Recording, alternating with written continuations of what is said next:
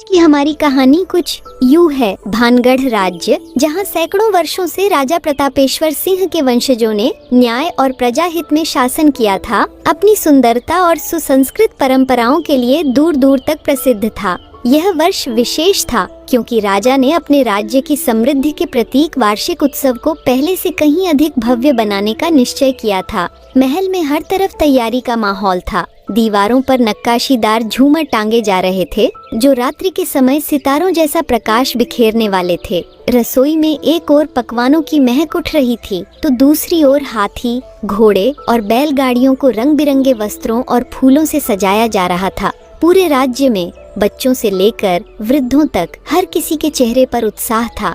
राजा प्रतापेश्वर सिंह अपने महामंत्री वासुदेव के साथ उत्सव की तैयारियों का निरीक्षण कर रहे थे। वासुदेव, इस बार हमारा उत्सव अद्वितीय होना चाहिए। यह केवल हमारे राज्य की समृद्धि नहीं बल्कि हमारी शक्ति और संस्कारों का भी परिचायक होगा। वासुदेव ने झुककर कहा, महाराज, हर आदेश का पालन हो रहा है। इस बार हमने शत्रुघ्नगढ़ के युवराज अर्जुनवीर को भी आमंत्रित किया है। सुना है वे केवल योद्धा ही नहीं बल्कि कवि और विद्वान भी हैं। उनका यहाँ आना हमारे उत्सव की शोभा बढ़ाएगा। राजा मुस्कुराए। यह तो और भी अच्छा है, लेकिन क्या समृद्धि को इस बारे में बताया गया है? महल के अंदर राजकुमारी समृद्धि अपने कक्ष में खिड़की के पास बैठी थी। बाहर के शोर शराबे और तैयारी के बीच वह अपने में खोई हुई थी। उसका ध्यान दरबार में आए नए कलाकारों और कवियों पर नहीं बल्कि उस रहस्यमयी पत्र पर था जो उसे 2 दिन पहले मिला था। पत्र में लिखा था, प्रिय राजकुमारी, भानगढ़ की समृद्धि आपकी सुंदरता के आगे फीकी है। क्या आप जानती हैं कि आपकी प्रशंसा दूर दूर के राज्यों में होती है? मैं, जो आपको कभी देखा तक नहीं, आपके दर्शन का अभिलाषी हूँ। इस उत्सव में मिलेंगे। समृद्धि यह पत्र पढ़कर कई बार सोच चुकी थी। कौन था यह रहस्यमय व्यक्ति? क्या यह शत्रुघ्नगढ़ के युवराज अर्जुनवीर हो सकते हैं? राजकुमारी, तैयारियां पूरी हो चुकी हैं। शैलजा ने समृद्धि को बुलाते हुए कहा, क्या आप रात्रि के लिए अपने आभूषण चुन लेंगी? समृद्धि मुस्कुराई। शैलजा माँ, क्या आप जानती हैं कि इस बार के उत्सव में शत्रुघ्नगढ़ के युवराज अर्जुनवीर भी आ रहे हैं? क्या आपने उनके बारे में सुना है? शैलजा मुस्कुराते हुए बोली, सुना है कि वे कुशल योद्धा हैं, लेकिन पुत्री, ध्यान रहे, यह उत्सव केवल आनंद के लिए नहीं है। राजा प्रतापेश्वर सिंह चाहते हैं कि यह उत्सव हमारे राजनीतिक संबंधों को भी मजबूत करे। तुम्हें अपने व्यवहार और निर्णयों में सावधानी बरतनी होगी। समृद्धि ने सिर हिलाया, लेकिन उसके भीतर की जिज्ञासा शांत नहीं हुई। उत्सव का पहला दिन आ गया। महल के मुख्य द्वार पर सजे हुए तोरण, रंगोली और दीपों की जगमगाहट दूर से ही दिख रही थी। महल के आंगन में एक भव्य मंच तैयार किया गया था जहां नृत्य, संगीत और कवि सम्मेलन का आयोजन होना था। दूर दूर से आए व्यापारी, कलाकार और विद्वान अपनी कला का प्रदर्शन करने के लिए उत्सुक थे। राजमहल के ऊंचे झरोखों से समृद्धि ने नीचे के अद्भुत दृश्य को देखा। राजा प्रतापेश्वर सिंह मंच पर खड़े हुए और उत्सव का उद्घाटन करते हुए बोले, भानगढ़ की भूमि केवल उपजाऊ नहीं बल्कि हमारी संस्कृति और परंपराओं की जननी है। यह उत्सव न केवल हमारे राज्य की समृद्धि का प्रतीक है बल्कि उन मूल्यों का उत्सव है जिन्होंने हमें सदा से महान बनाया है। महल के दरबार में अर्जुनवीर ने प्रवेश किया। ऊंचा कद, चौड़ा सीना और आंखों में आत्मविश्वास की चमक। उनका व्यक्तित्व ऐसा था जो हर किसी का ध्यान आकर्षित कर ले। उनके साथ उनके विश्वस्त सेनापति और सेवक थे। जब अर्जुनवीर मंच के पास पहुँचे तो समृद्धि ने पहली बार उन्हें देखा। अर्जुनवीर ने भी झरोखे की ओर देखा और राजकुमारी को निहारते रह गए। उनके बीच पहली नजर में ही एक ऐसा जुड़ाव था जिसे शब्दों में व्यक्त करना कठिन था। उत्सव के मध्य एक समारोह आयोजित किया गया जिसमें राज्य के सभी प्रमुख अतिथियों का स्वागत किया जाना था। समृद्धि, जो इस समय चांदनी जैसी सफेद पोशाक में थी, अर्जुनवीर का स्वागत करने के लिए आगे बढ़ी। स्वागत है युवराज अर्जुनवीर, समृद्धि ने विनम्रता से कहा। राजकुमारी, यह सम्मान मेरा है कि मैं भानगढ़ के इस अद्वितीय उत्सव का हिस्सा बन सका।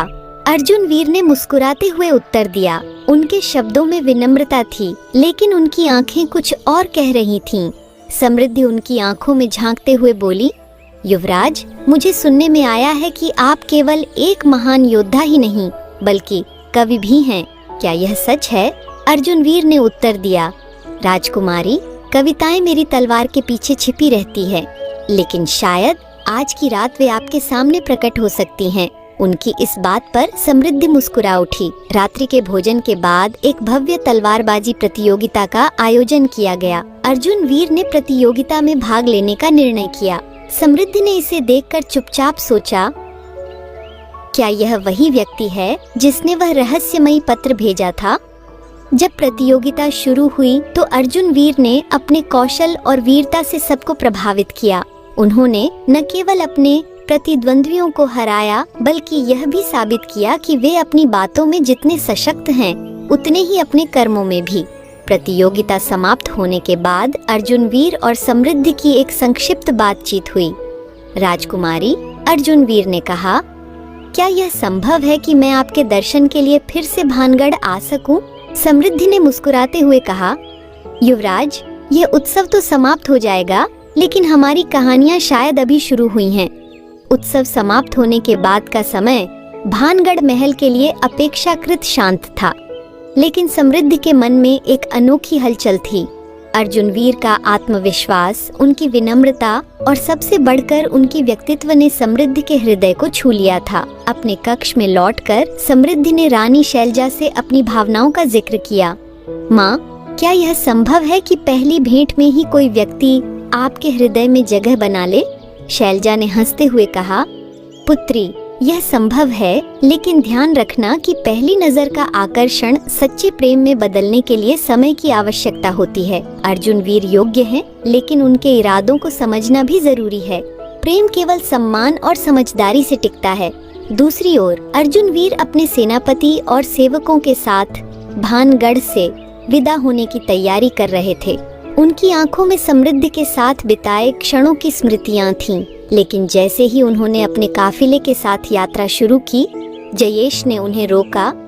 भैया, आप हमेशा सभी की प्रशंसा के पात्र क्यों बनते हैं? क्या आपको लगता है कि केवल आप ही योग्य हैं? अर्जुन वीर ने जयेश को शांत करने की कोशिश की। भाई, यह उत्सव हमारे राज्य की प्रतिष्ठा के लिए था। इसमें ईर्ष्या की कोई जगह नहीं है। अगर तुम मुझसे कोई नाराजगी रखते हो तो मैं तुम्हें समझा सकता हूँ। लेकिन जयेश के मन में ईर्ष्या की आग और भड़क उठी। मैं तुम्हें सब कुछ खोने पर मजबूर कर दूंगा अर्जुन, और यह शुरुआत भानगढ़ से होगी। अर्जुन वीर के शत्रुधनगढ़ लौटने के बाद दोनों के बीच पत्र व्यवहार शुरू हुआ। अर्जुन वीर ने अपने पहले पत्र में लिखा, प्रिय समृद्धि, भानगढ़ का उत्सव केवल एक उत्सव नहीं बल्कि मेरे जीवन का सबसे यादगार क्षण बन गया है। आपकी मुस्कान, आपकी बुद्धिमत्ता और आपकी सरलता ने मेरे मन में आपकी एक स्थायी छवि बना दी है। मैं आपके जवाब का इंतजार करूंगा। सादर, अर्जुन वीर। समृद्धि ने जवाब दिया, युवराज अर्जुन वीर, भानगढ़ का उत्सव मेरे लिए भी विशेष था, लेकिन मेरा मानना है कि सच्चे रिश्ते समय की कसौटी पर खरे उतरते हैं। मुझे यह जानकर खुशी होगी कि आप इसे किस प्रकार निभाते हैं। सादर, समृद्धि। इसी बीच भानगढ़ के भीतर कुछ असामान्य घटनाएं होने लगीं। महल की खाद्य आपूर्ति में गड़बड़ी, सैनिकों के असमय गायब होने की खबरें और कुछ दूरस्थ गांवों में अराजकता, यह सब महल के भीतर किसी गहरी साजिश की ओर संकेत कर रहा था। महामंत्री वासुदेव ने राजा प्रतापेश्वर सिंह को इन घटनाओं की जानकारी दी। महाराज, यह सब सामान्य नहीं है। ऐसा प्रतीत होता है कि कोई बाहरी शक्ति हमारे राज्य को अस्थिर करने का प्रयास कर रही है। हमें सतर्क रहना होगा। राजा ने गहराई से सोचा। वासुदेव, इन सभी घटनाओं की जांच करो और यह सुनिश्चित करो कि हमारी सेना और प्रजा सुरक्षित रहे। अगर यह साजिश है तो हमें इसे समय रहते रोकना होगा। जयेश ने भानगढ़ के कुछ असंतुष्ट सैनिकों और व्यापारियों को अपने पक्ष में करना शुरू कर दिया। उसने उन्हें लालच दिया और वादा किया कि अगर भानगढ़ में अराजकता फैलाने में वे उसकी मदद करेंगे तो उन्हें इनाम मिलेगा। भानगढ़ पर कब्जा करना मेरा पहला कदम है और इसके बाद अर्जुन को उसकी ही प्रजा के सामने नीचा दिखाऊंगा। जयेश ने अपने साथियों से कहा। शत्रुधनगढ़ लौटने के बाद अर्जुन वीर को भानगढ़ की स्थिति की खबरें मिलने लगीं। उन्होंने निर्णय लिया कि वे भानगढ़ वापस जाएंगे और राजा प्रतापेश्वर सिंह को अपनी मदद की पेशकश करेंगे। यात्रा के दौरान उनकी मुलाकात योगी आदित्यनंद से हुई। योगी, जो एक रहस्यमयी संत थे, गंगा नदी के किनारे अपने तपोवन में ध्यान मग्न थे। अर्जुन वीर ने उन्हें अपने विचार और दुविधा बताई। योगी ने गंभीर स्वर में कहा, युवराज, यह समय केवल प्रेम और राजनीति का नहीं है। यह समय तुम्हारे भीतर छुपे सत्य को खोजने का है। तुम्हारे रास्ते में बाधाएं आएंगी, लेकिन सच्चाई तुम्हें विजय दिलाएगी। इसी बीच भानगढ़ में समृद्धि ने महसूस किया कि कुछ ठीक नहीं है। उसने अपने पिता और महामंत्री से आग्रह किया कि वह गांवों का दौरा करना चाहती है। पुत्री, यह समय सुरक्षित नहीं है, राजा ने कहा, लेकिन समृद्धि अड्डी रही। पिताजी, अगर हमारी प्रजा संकट में है तो एक शासक का यह कर्तव्य है कि वह उनकी पीड़ा समझे। मैं रानी शैलजा के साथ जाऊंगी और आपके सैनिक मेरी सुरक्षा सुनिश्चित करेंगे। राजा ने अनमने भाव से सहमति दी। भानगढ़ के ग्रामीण क्षेत्रों में फैली अराजकता की खबरें समृद्धि के मन को अशांत कर रही थीं। उसकी रातें बेचैनी में कट रही थीं और हर सुबह वह महल के झरोखे से बाहर देखते हुए सोचती थी कि कैसे उनकी प्रजा इन समस्याओं से जूझ रही होगी। एक दिन उसने रानी शैलजा और महामंत्री वासुदेव के साथ चर्चा की। माँ, वासुदेव चाचा, क्या यह उचित है कि हम महल की सुरक्षित दीवारों के भीतर रहें, जबकि हमारी प्रजा इन कठिनाइयों का सामना कर रही है? वासुदेव ने गहरी सांस लेते हुए कहा, राजकुमारी, आपका यह सोचना सराहनीय है, लेकिन आप राज्य की धरोहर हैं। आपकी सुरक्षा हमारे लिए सबसे महत्वपूर्ण है। ग्रामीण इलाकों में जाना सुरक्षित नहीं होगा। लेकिन समृद्धि ने दृढ़ता से कहा, मैं प्रजा की बेटी हूँ। अगर मैं उनकी पीड़ा को नहीं समझ सकती तो मेरा शाही खून होना व्यर्थ है। मैं जाने का निश्चय कर चुकी हूँ। रानी शैलजा ने अपनी बेटी की आंखों में साहस और दृढ़ता देखी। उन्होंने सहमति में सिर हिलाया। अगर तुमने ठान लिया है तो मैं तुम्हारे साथ चलूंगी। तुम्हारी रक्षा के लिए मैं अपना सब कुछ न्योछावर कर दूंगी। अगली सुबह समृद्धि और रानी शैलजा ने अपने कुछ विश्वसनीय सैनिकों और सेवकों के साथ यात्रा शुरू की। उनका काफिला भानगढ़ के सीमावर्ती क्षेत्रों की ओर बढ़ा। रास्ते में उन्हें गांवों की दयनीय स्थिति का सामना करना पड़ा। कई घर जले हुए थे। किसान अपनी फसलों की बर्बादी से परेशान थे और कुछ स्थानों पर अनाज के गोदामों में आग लगाई गई थी। एक गांव में समृद्धि ने देखा कि एक बुजुर्ग किसान अपने उजड़े हुए खेत के पास रो रहा था। बाबा, क्या हुआ? आपकी फसल किसने बर्बाद की? समृद्धि ने सहानुभूति से पूछा। बुजुर्ग ने रोते हुए कहा, राजकुमारी, हमारे गांव पर कुछ अराजक तत्वों ने हमला किया। उन्होंने हमारे गोदाम जला दिए, हमारी फसलें लूट लीं। हम भूखे मरने की कगार पर हैं। समृद्धि ने उसकी पीठ थपथपाई और उसे आश्वासन दिया, बाबा, चिंता मत कीजिए, मैं आपके लिए न्याय सुनिश्चित करूंगी। जब तक यह समस्या सुलझ नहीं जाती, महल से आपके गांव को हर संभव सहायता दी जाएगी। इस बीच शत्रुधनगढ़ में अर्जुन वीर को भानगढ़ में चल रही घटनाओं की जानकारी मिल रही थी। उनके सेनापति ने बताया, युवराज, भानगढ़ में अराजकता फैल रही है। ऐसा लगता है कि कोई अंदरूनी शत्रु इस साजिश का हिस्सा है। अर्जुन वीर ने तुरंत निर्णय लिया, मैं भानगढ़ जाऊंगा। राजा प्रतापेश्वर सिंह और उनकी प्रजा को मेरी सहायता की आवश्यकता है और शायद समृद्धि भी मुझे वहां देखने की उम्मीद कर रही हो। उन्होंने अपनी सबसे तेज घोड़ी तैयार करने का आदेश दिया। उनके साथ उनके विश्वस्त सेनापति और कुछ चुने हुए योद्धा थे। यात्रा के दौरान अर्जुन वीर ने अपने मन में कई सवाल उठाए। क्या समृद्धि सुरक्षित है? क्या भानगढ़ में कोई बड़ा षड्यंत्र चल रहा है? और अगर है तो इसे रोकने के लिए मुझे क्या करना होगा? भानगढ़ में जयेश ने अपनी योजना को और गहरा कर दिया। उसने भानगढ़ के कुछ सैनिकों और व्यापारियों को अपने पक्ष में कर लिया था। अगर हम राज्य की आपूर्ति को पूरी तरह से ठप कर दें तो राजा प्रतापेश्वर सिंह मजबूर हो जाएंगे और तब मैं भानगढ़ पर अपना दावा ठोकूंगा। जयेश ने अपने साथियों से कहा। उसने सैनिकों को अनाज के भंडार को नष्ट करने का आदेश दिया। साथ ही ग्रामीण इलाकों में दहशत फैलाने के लिए अपने गुप्त साथियों को भेजा। यात्रा के तीसरे दिन समृद्धि और उनका काफिला एक छोटे गांव पहुंचा, जहां एक अनाज भंडार में आग लगाई जा रही थी। गांव वाले डरे हुए थे और कोई भी आग बुझाने की हिम्मत नहीं कर रहा था। समृद्धि ने अपने सैनिकों को आदेश दिया, आग बुझाने के लिए तुरंत प्रयास करो और जो भी यह अपराध कर रहे हैं उन्हें पकड़ो। सैनिक आग बुझाने में लग गए। समृद्धि ने स्वयं अपने हाथों से पानी की बाल्टी उठाई और आग बुझाने में मदद की। उसकी इस बहादुरी ने गांव वालों को प्रेरित किया और उन्होंने भी आग बुझाने में सहायता की।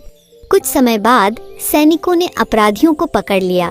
समृद्धि ने उनसे कड़ी आवाज में पूछा, किसने तुम्हें यह करने का आदेश दिया? अपराधी डर से कांपते हुए बोले, हमें कुंवर जयेश ने यह सब करने का आदेश दिया था। यह सुनकर समृद्धि का चेहरा गुस्से से लाल हो गया। उसने सैनिकों से कहा, इन्हें महल ले चलो, मेरे पिता को इनसे सच्चाई का पता लगाना होगा। उसी रात जब समृद्धि अपने काफिले के साथ अगले गांव की ओर बढ़ रही थी, अर्जुन वीर ने उनके काफिले को रास्ते में रोक लिया। राजकुमारी समृद्धि अर्जुन वीर ने घोड़े से उतरते हुए कहा, क्या मैं जान सकता हूँ कि आप इतनी कठिन यात्रा पर क्यों हैं? समृद्धि ने मुस्कुराते हुए जवाब दिया, युवराज अर्जुन वीर, मैं अपनी प्रजा की पीड़ा समझने के लिए निकली हूँ, लेकिन आप यहाँ कैसे? अर्जुन वीर ने गंभीरता से कहा, मैंने सुना कि भानगढ़ में अराजकता फैल रही है। मैं आपकी और आपके राज्य की मदद के लिए यहाँ आया हूँ। उनकी बातचीत के दौरान समृद्धि ने अर्जुन वीर को जयेश की साजिश और गांव वालों की स्थिति के बारे में बताया। अर्जुन वीर ने तुरंत कहा, राजकुमारी, यह समय हाथ पर हाथ रखकर बैठने का नहीं है। हमें इस षड्यंत्र को जड़ से उखाड़ना होगा। रात्रि में काफिले पर जयेश के गुर्गों ने हमला कर दिया, लेकिन अर्जुन वीर ने अपनी तलवार से उन पर ऐसा वार किया कि वे भाग खड़े हुए। समृद्धि ने अर्जुन वीर की बहादुरी देखी और उनकी आंखों में प्रशंसा झलकने लगी। युवराज, आपकी यह वीरता सच्चे योद्धा की निशानी है, समृद्धि ने कहा। अर्जुन वीर ने मुस्कुराते हुए जवाब दिया, राजकुमारी, यह केवल मेरा कर्तव्य है और शायद मेरा प्रेम भी। भानगढ़ का महल, जो कभी अपनी शांति और सुरक्षा के लिए प्रसिद्ध था, अब अंदरूनी षड्यंत्रों और बाहरी खतरों से घिर गया था। राजा प्रतापेश्वर सिंह ने पिछले कुछ दिनों में राजमहल के भीतर ही कई बैठकें आयोजित की थीं। महामंत्री वासुदेव ने गंभीर स्वर में कहा, महाराज, यह स्पष्ट है कि जो घटनाएं ग्रामीण क्षेत्रों में हो रही हैं, वे केवल प्राकृतिक आपदाएं नहीं हैं। यह किसी शत्रु की सोची समझी चाल है। राजा ने अपना सिर हिलाया और पूछा, क्या हमारी गुप्तचर सेना को इस बारे में कुछ पता चला है? वासुदेव ने उत्तर दिया, महाराज, हमारे गुप्तचरों ने बताया है कि इन घटनाओं के पीछे किसी अंदरूनी व्यक्ति का हाथ हो सकता है, लेकिन हमें अभी तक कोई ठोस सबूत नहीं मिला है। राजा ने अपनी मुट्ठी भींचते हुए कहा, अगर यह सच है तो यह हमारे राज्य के अस्तित्व पर सबसे बड़ा खतरा है। मैं किसी भी कीमत पर इसे समाप्त करना चाहता हूँ। प्रजा का विश्वास हमारा सबसे बड़ा धन है और इसे कोई नहीं छीन सकता। दूसरी ओर समृद्धि और अर्जुन वीर ने गांवों की स्थिति को सुधारने और षड्यंत्र का पर्दाफाश करने की योजना बनाई। अर्जुन वीर ने सुझाव दिया, राजकुमारी, हमें इन घटनाओं की तह तक जाने के लिए ग्रामीणों के बीच घुल मिलकर रहना होगा। जब तक हम इन षड्यंत्रकारियों की पहचान नहीं करते, तब तक यह खतरा समाप्त नहीं होगा। समृद्धि ने सहमति में सिर हिलाया। मैं भी यही सोच रही थी, लेकिन युवराज, यह काम आसान नहीं होगा। हमें हर कदम बहुत सावधानी से उठाना होगा। अर्जुन वीर ने आत्मविश्वास से कहा, आप चिंता मत करें, मैं आपकी रक्षा के लिए सदैव तत्पर हूँ और शायद मेरे दिल की इच्छा भी यही है। समृद्धि ने हल्के से मुस्कुराते हुए कहा, युवराज, आपकी यह भावना मेरे लिए बहुत महत्वपूर्ण है, लेकिन अभी हमारा कर्तव्य सर्वोपरि है। जयेश, जो भानगढ़ में चल रहे अपने षड्यंत्र को लेकर आश्वस्त था, अब और भी अधिक आक्रामक हो गया। उसने अपने एक विश्वास पात्र को राजा प्रतापेश्वर सिंह की गुप्त बैठक में जासूसी करने भेजा। मुझे हर बात की जानकारी चाहिए। राजा क्या सोच रहे हैं, उनका अगला कदम क्या होगा और अर्जुन वीर कहाँ हैं? जयेश ने कड़े स्वर में आदेश दिया। उसने भानगढ़ के राजकोष को लूटने और सैनिकों के मनोबल को तोड़ने की योजना बनाई। अगर हम राज्य के धन को समाप्त कर देंगे तो राजा के पास अपने सैनिकों को देने के लिए वेतन नहीं बचेगा। इससे उनकी सेना कमजोर हो जाएगी। अगले दिन समृद्धि और अर्जुन वीर ने ग्रामीणों के बीच रहने के लिए साधारण कपड़े पहन लिए। समृद्धि ने एक साधारण ग्रामीण स्त्री का भेष धारण किया और अर्जुन वीर ने एक व्यापारी का। जब वे एक छोटे से गांव में पहुंचे तो उन्होंने देखा कि वहां के लोग बेहद डरे हुए थे। एक महिला ने उन्हें पहचान लिया और कहा, राजकुमारी, आप यहाँ क्यों आई हैं? यह स्थान सुरक्षित नहीं है। समृद्धि ने महिला का हाथ पकड़कर कहा, माँ, हम यहाँ आपकी मदद के लिए आए हैं। कृपया हमें यह बताएं कि आपको किससे डर है। महिला ने चारों ओर नजर घुमाई और धीरे से कहा, राजकुमारी, यहाँ कुछ अजनबी लोग आते हैं। वे हमारे घरों में आग लगा देते हैं और हमारे पशुओं को मार देते हैं। हम कुछ भी नहीं कर सकते। अर्जुन वीर ने महिला को आश्वासन दिया। अब आप निश्चिंत रहें, हम यहाँ हैं और हम यह सुनिश्चित करेंगे कि आपको कोई नुकसान न पहुँचे। उसी रात जब पूरा गांव सो रहा था, जयेश के गुर्गों ने गांव पर हमला कर दिया। उन्होंने घरों में आग लगाने की कोशिश की, लेकिन समृद्धि, जो पहले से सतर्क थी, ने अर्जुन वीर के साथ मिलकर सैनिकों को बुलाया। अर्जुन वीर ने अपने धनुष से एक के बाद एक तीर चलाकर हमलावरों को भागने पर मजबूर कर दिया। समृद्धि ने गांव वालों को संगठित किया और आग बुझाने में मदद की। हमलावरों में से एक को पकड़ लिया गया। अर्जुन वीर ने सख्त आवाज में उससे पूछा, तुम यह सब क्यों कर रहे हो? तुम्हारा सरगना कौन है? हमलावर ने डरते हुए कहा, हमें कुंवर जयेश ने यह सब करने का आदेश दिया है। वे भानगढ़ को तबाह करना चाहते हैं। समृद्धि और अर्जुन वीर ने अगले दिन हमलावर को भानगढ़ के महल में राजा प्रतापेश्वर सिंह के सामने पेश किया। राजा ने हमलावर से पूछा, कौन है तुम्हारा मुख्य षड्यंत्रकारी? सच बताओ, अन्यथा तुम्हें गंभीर दंड मिलेगा। हमलावर ने कांपते हुए कहा, महाराज, यह सब कुंवर जयेश की योजना है। उन्होंने हमें धन का लालच दिया और भानगढ़ को अस्थिर करने का आदेश दिया। यह सुनकर राजा का चेहरा गुस्से से लाल हो गया। उन्होंने महामंत्री वासुदेव को आदेश दिया, जयेश को तुरंत गिरफ्तार करो और सुनिश्चित करो कि उसे कड़ी सुरक्षा में रखा जाए। जयेश, जो अपने पकड़े जाने की संभावना से पहले ही सतर्क था, महल छोड़कर मंगोलों के शिविर में जा पहुंचा। उसने मंगोलों के साथ एक गुप्त समझौता किया। अगर आप भानगढ़ पर आक्रमण करते हैं तो मैं आपके लिए राज्य के द्वार खोल दूंगा, लेकिन मेरी शर्त है कि आप मुझे राजा बना देंगे। जयेश ने मंगोलों से कहा। मंगोलों के सरदार ने उसकी बात मान ली। भानगढ़ के सीमावर्ती गांवों में पिछले कुछ दिनों से अजीब हलचल थी। स्थानीय ग्रामीणों ने बताया कि जंगलों से गुजरते हुए कुछ घुड़सवार दिखाई दिए हैं, जिनके वस्त्र और अस्त्र भारतीय योद्धाओं से भिन्न थे। वे घोड़े के खुरों से जमीन को थरथराते हुए दौड़ते और गांव वालों को डरा देते थे। एक दिन भानगढ़ के एक गुप्तचर ने महल लौटकर राजा प्रतापेश्वर सिंह को सूचना दी, महाराज, मंगोलों की सेना हमारे राज्य की सीमा के निकट आ चुकी है। उनके दस्ते छोटे छोटे टुकड़ों में जंगलों के भीतर छुपे हुए हैं। राजा ने गहरी सांस लेते हुए कहा, तो यह वही संकट है जिसके संकेत हमें पहले मिले थे। यह स्पष्ट है कि कोई हमारा दुश्मन इन मंगोलों को हमारे खिलाफ उकसा रहा है। महामंत्री वासुदेव ने चिंतित स्वर में कहा, महाराज, यह जयेश की कुटिल चाल हो सकती है। वह अपने स्वार्थ के लिए किसी भी हद तक जा सकता है। राजा ने अपने सेनापति को बुलाया और आदेश दिया, राज्य की सीमाओं पर सैनिकों की संख्या बढ़ा दी जाए। हर गांव में सतर्कता संदेश भेजा जाए और महल की सुरक्षा को भी दोगुना किया जाए। हमें किसी भी परिस्थिति के लिए तैयार रहना होगा। उसी समय समृद्धि और अर्जुन वीर ने राजा के साथ मंगोलों के खतरे पर चर्चा की। अर्जुन वीर ने प्रस्ताव रखा, महाराज, मंगोल एक क्रूर और शातिर दुश्मन है। हमें उनकी रणनीति का जवाब देने के लिए अपनी सेना को व्यवस्थित करना होगा। मैं सुझाव देता हूँ कि हम उनकी गति और ताकत का मुकाबला करने के लिए गुरिल्ला युद्ध रणनीति अपनाएं। समृद्धि ने कहा, पिताजी, हमारे सैनिकों के अलावा हमें प्रजा को भी संगठित करना होगा। गांव वालों को प्रशिक्षित किया जा सकता है ताकि वे अपने गांवों की रक्षा कर सकें। यह युद्ध केवल हमारी सेना का नहीं, बल्कि पूरे भानगढ़ का होगा। राजा ने दोनों की बातों से सहमति जताई। उन्होंने सेनापति को निर्देश दिया, अर्जुन वीर की योजना को लागू करें और समृद्धि, तुम प्रजा के बीच जाओ और उन्हें संगठित करो। यह तुम्हारा साहस ही है जो हमारे राज्य को मजबूत बनाएगा। दूसरी ओर जयेश मंगोलों के शिविर में बैठा अपनी योजना पर चर्चा कर रहा था। मंगोलों के सरदार तैमूर खान ने जयेश से पूछा, तुम्हारी योजना क्या है?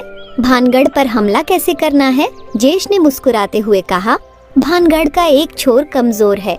वहाँ की सुरक्षा दीवार पुरानी और जर्जर है। हम उसी ओर से हमला करेंगे, लेकिन पहले हमें भानगढ़ की सेना को भ्रमित करना होगा।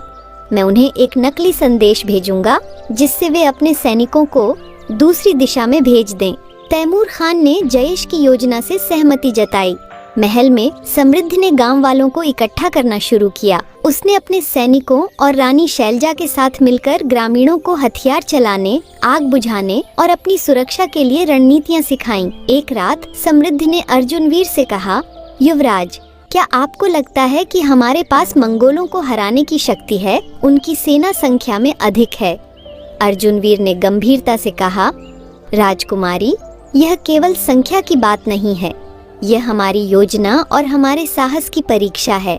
भानगढ़ का हर नागरिक अगर इस युद्ध में योगदान देता है तो मंगोल हमें हरा नहीं सकते। कुछ दिनों बाद मंगोलों ने भानगढ़ की सीमा पर हमला किया। उन्होंने एक छोटे से गांव को निशाना बनाया जहां केवल बुजुर्ग और महिलाएं थीं। समृद्धि ने तुरंत सैनिकों और अर्जुनवीर के साथ गांव की ओर प्रस्थान किया। जब वे वहां पहुंचे तो उन्होंने देखा कि मंगोलों ने कई घरों को जला दिया था, लेकिन गांव वाले जो पहले से सतर्क थे मंगोलों के खिलाफ खड़े हो गए। अर्जुनवीर ने अपनी तलवार से कई मंगोल सैनिकों को परास्त किया। समृद्धि ने भी अपने धनुष से बाण चलाकर दुश्मनों को भगाने में मदद की। जब युद्ध समाप्त हुआ तो गांव वाले अर्जुनवीर और समृद्धि के प्रति आभार प्रकट करने लगे। एक वृद्ध महिला ने समृद्धि का हाथ पकड़कर कहा, राजकुमारी, आप हमारी देवी हैं, आपने हमें बचाया। इस बीच जयेश ने मंगोलों के लिए महल के गुप्त मार्ग का नक्शा तैयार किया। उसने तैमूर खान को बताया, अगर आप इस मार्ग से हमला करेंगे तो आप सीधे राजा प्रतापेश्वर सिंह तक पहुंच सकते हैं, लेकिन आपको यह सुनिश्चित करना होगा कि मैं राजा बनूं। तैमूर खान ने हंसते हुए कहा, तुम जो चाहते हो वह मिलेगा, लेकिन पहले हमें यह युद्ध जीतना होगा। युद्ध के बीच समृद्धि और अर्जुनवीर के बीच का रिश्ता और मजबूत हो गया। एक दिन समृद्धि ने अर्जुनवीर से कहा, युवराज, क्या आप हमेशा ऐसे ही हमारी रक्षा करते रहेंगे? अर्जुनवीर ने मुस्कुराते हुए उत्तर दिया, राजकुमारी, मैं आपकी और भानगढ़ की रक्षा के लिए अपना जीवन भी त्याग सकता हूँ, लेकिन मेरे लिए सबसे बड़ी खुशी यह है कि मैं आपके साथ खड़ा हूँ। समृद्धि ने पहली बार अपने दिल की बात कही। युवराज, मैंने कभी यह नहीं सोचा था कि युद्ध और संकट के बीच मुझे एक ऐसा साथी मिलेगा जो मेरी हर भावना को समझता हो। आप मेरे लिए बहुत महत्वपूर्ण हो गए हैं। अर्जुनवीर ने उसका हाथ पकड़ते हुए कहा, समृद्धि, मैं वादा करता हूँ कि जब तक यह युद्ध समाप्त नहीं हो जाता मैं हमेशा तुम्हारे साथ रहूंगा, और उसके बाद शायद हम अपने बारे में सोच सकते हैं। भानगढ़ की प्रजा मंगोलों के पहले हमले के बाद सतर्क हो चुकी थी, लेकिन डर का माहौल अब भी छाया हुआ था। सीमावर्ती गांवों में रात की खामोशी बार बार मंगोलों के घोड़ों के खुरों की आहट से टूटती थी। इस आहट ने भानगढ़ के हर नागरिक को बेचैन कर दिया था। राजा प्रतापेश्वर सिंह ने महल के दरबार में एक विशेष बैठक बुलाई। सेनापति, महामंत्री वासुदेव, समृद्धि, अर्जुनवीर और भानगढ़ के अन्य प्रमुख लोग इस बैठक में उपस्थित थे। महाराज, सेनापति ने गंभीर स्वर में कहा, मंगोल अब भी हमारी सीमाओं पर मंडरा रहे हैं। उनका अगला हमला निश्चित रूप से हमारे महल या मुख्य शहर पर होगा। राजा ने अपने हाथों को मेज पर रखते हुए कहा, हमें इस हमले से पहले अपनी रणनीति तैयार करनी होगी। क्या हमारी सेना और प्रजा इसके लिए तैयार है? महामंत्री वासुदेव ने कहा, महाराज, प्रजा को हमने प्रशिक्षित किया है, लेकिन मंगोलों की संख्या और ताकत हमसे अधिक है। हमें अतिरिक्त मदद की आवश्यकता होगी। अर्जुनवीर ने आत्मविश्वास से कहा, महाराज, मंगोल क्रूर और चालाक हैं, उनकी ताकत उनका सबसे बड़ा गर्व है, लेकिन हमारी एकता हमारी सबसे बड़ी शक्ति है। हमें उनके खिलाफ यह संदेश फैलाना होगा कि भानगढ़ झुकेगा नहीं। महल में हुई बैठक के बाद समृद्धि ने फैसला किया कि वह प्रजा को संबोधित करेंगी।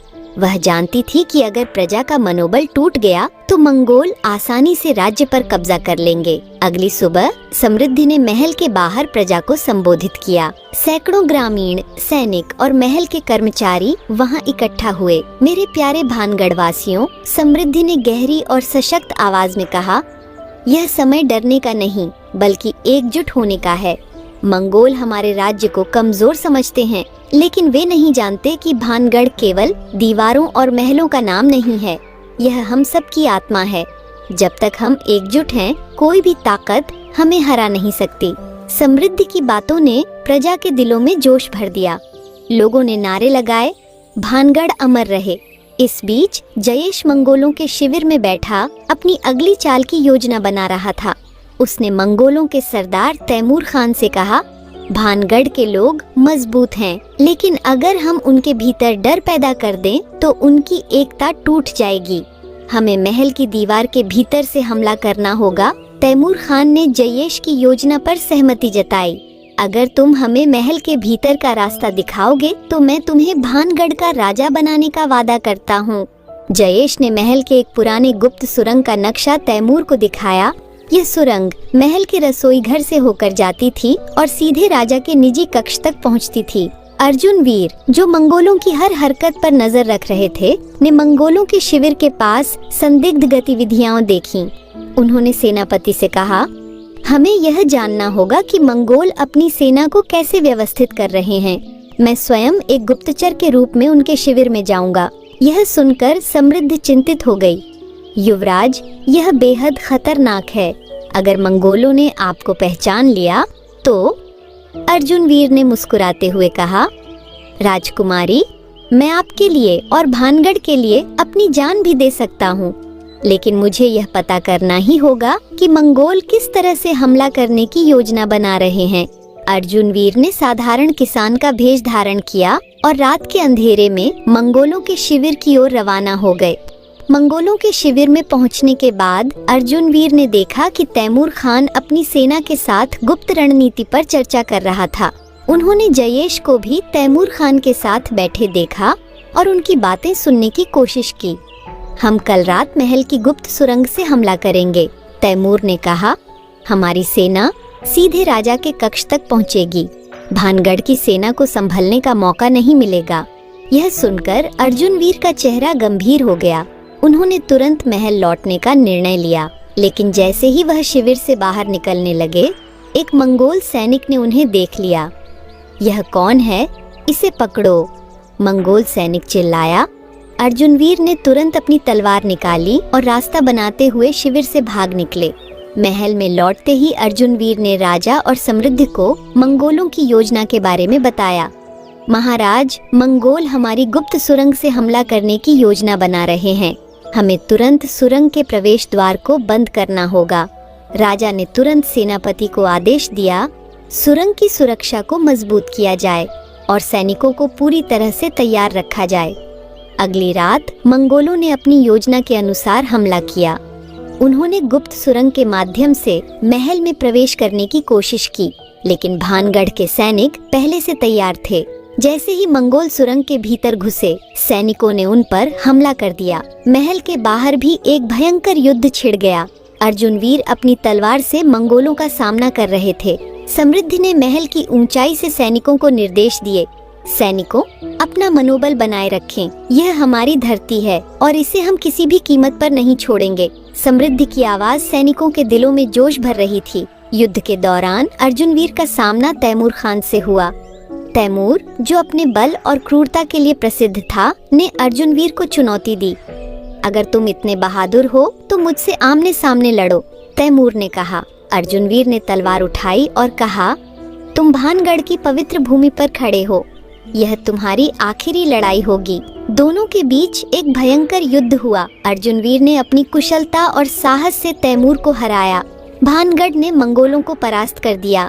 जयेश को भी पकड़ लिया गया और उसे राजा के सामने प्रस्तुत किया गया। राजा ने जयेश से कहा, तुमने अपने राज्य और परिवार के साथ विश्वासघात किया, तुम्हारा दंड कठोर होगा। समृद्धि ने अर्जुन वीर की ओर देखा और कहा, युवराज, आपकी वीरता ने हमें बचा लिया। आप सच्चे योद्धा हैं। युद्ध के समाप्त होने के बाद भानगढ़ की धरती पर खून और आंसुओं का निशान अभी भी ताजा था। मंगोलों का क्रूर आक्रमण भानगढ़ की रक्षा दीवारों को तो नहीं तोड़ सका, लेकिन राज्य के कई हिस्सों में तबाही का मंजर छोड़ गया था। युद्ध में वीरता दिखाने वाले सैनिक अब थके हुए थे, लेकिन उनके चेहरों पर विजय की चमक थी। राजा प्रतापेश्वर सिंह ने सभी वीर योद्धाओं को महल के आंगन में बुलाया और उनके योगदान को सम्मानित किया। आज भानगढ़ ने यह सिद्ध कर दिया कि हमारी एकता हमारी सबसे बड़ी ताकत है। राजा ने भावुक होकर कहा, मैं हर सैनिक, हर ग्रामीण और हर उस व्यक्ति को धन्यवाद देता हूँ जिसने इस युद्ध में योगदान दिया। महल के दरबार में समृद्धि और अर्जुन वीर को विशेष सम्मानित किया गया। समृद्धि ने अपनी सूझबूझ और नेतृत्व से प्रजा का मनोबल बढ़ाया, जबकि अर्जुन वीर ने अपने साहस और युद्ध कौशल से मंगोलों को परास्त किया। जयेश को बंदी बना लिया गया था। उसे राजा प्रतापेश्वर सिंह के सामने प्रस्तुत किया गया। जयेश के चेहरे पर पछतावे का कोई भाव नहीं था। राजा ने कठोर स्वर में कहा, जयेश, तुम्हारा अपराध केवल भानगढ़ के खिलाफ नहीं बल्कि अपने परिवार और अपने राज्य के खिलाफ भी है। तुम्हें इसका दंड भुगतना होगा। महामंत्री वासुदेव ने सुझाव दिया, महाराज, जयेश को मृत्युदंड दिया जाना चाहिए, यह न्याय संगत होगा। लेकिन समृद्धि ने हस्तक्षेप किया, पिताजी, मैं समझती हूँ कि जयेश ने गंभीर अपराध किए हैं, लेकिन क्या यह संभव है कि हम उसे एक और मौका दें? शायद उसे प्रायश्चित का अवसर दिया जाना चाहिए। राजा ने कुछ क्षण सोचा और कहा, जयेश, तुम्हारे दंड का फैसला मैं प्रजा पर छोड़ता हूँ। अगर वे तुम्हें माफ करने को तैयार हैं, तो तुम्हें प्रायश्चित का अवसर मिलेगा, लेकिन अगर वे अस्वीकार करते हैं तो तुम्हें मृत्यु दंड दिया जाएगा। प्रजा को यह निर्णय सौंपा गया। कई दिनों तक लोग चर्चा करते रहे। अंततः उन्होंने जयेश को माफ करने का निर्णय लिया, लेकिन एक शर्त पर, उसे भानगढ़ छोड़कर जाना होगा और कभी वापस न लौटने की कसम खानी होगी। जयेश ने अपना सिर झुकाकर यह शर्त स्वीकार की। मैंने जो किया उसके लिए मैं शर्मिंदा हूँ। मैं भानगढ़ छोड़ दूंगा और शेष जीवन अपने पापों का प्रायश्चित करने में बिताऊंगा। युद्ध के कारण राज्य के कई हिस्से खंडहर में बदल चुके थे। समृद्धि ने भानगढ़ के पुनर्निर्माण का नेतृत्व करने का निर्णय लिया।